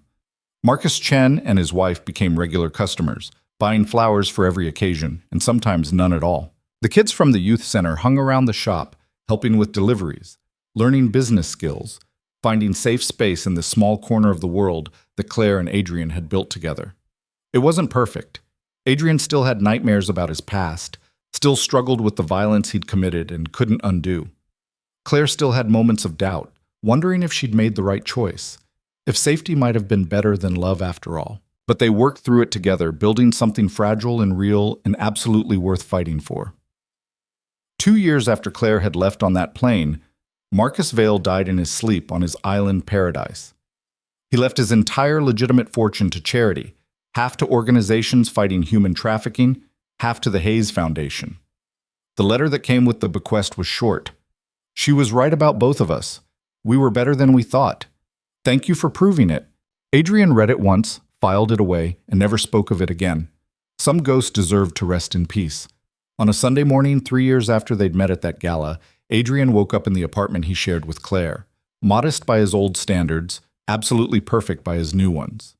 Sunlight streamed through windows, and he could hear Claire moving around the kitchen, probably burning breakfast because she was still terrible at cooking. He found her at the stove, fighting with pancakes and losing. When she saw him, she smiled, the same smile that had captured him that first night, only now it was for him and no one else. "I'm destroying breakfast," she announced. "I can see that. Want to help?" "I'm worse at cooking than you are." "Then we'll order in. Again." "Sounds perfect." They abandoned the pancakes and curled up on their couch with coffee from the cafe down the street, reading the Sunday paper like normal people living a normal life. Except they weren't normal people, and their life wasn't normal. It was better, built on honesty, choice, and the daily decision to be better than their pasts. "What are you thinking about?" Claire asked, looking up from the arts section. "How far we've come. How different everything is. Good different? The best different." Adrian set down his coffee and pulled her closer. "I used to think power meant controlling everything. Now I think it means choosing what matters and letting the rest go." "That's very philosophical for a Sunday morning." "I'm a changed man." "You're still an idiot, just a better idiot." "I'll take it." They sat in their sunlit apartment in a city that had once been Adrian's kingdom and was now just home, and neither of them was thinking about empires or sacrifice, or all the things they'd given up to get here. They were thinking about the future, about the flower shop that needed new inventory, about the foundation grant applications due next week, about whether to get Thai or Italian for lunch. Small things. Normal things. The kind of things that made a life instead of just survival. And somewhere in Montana, in a flower shop with a hand-painted sign, Emma Carson's name still hung above the door. A reminder that sometimes you have to become someone else to find out who you really are. But here, in this moment, Claire Hayes and Adrian Voss were exactly who they needed to be. Just two people who'd found each other in the dark, stumbled toward the light together, and discovered that love didn't conquer the world. It just changed theirs. And that was enough. More than enough. It was everything.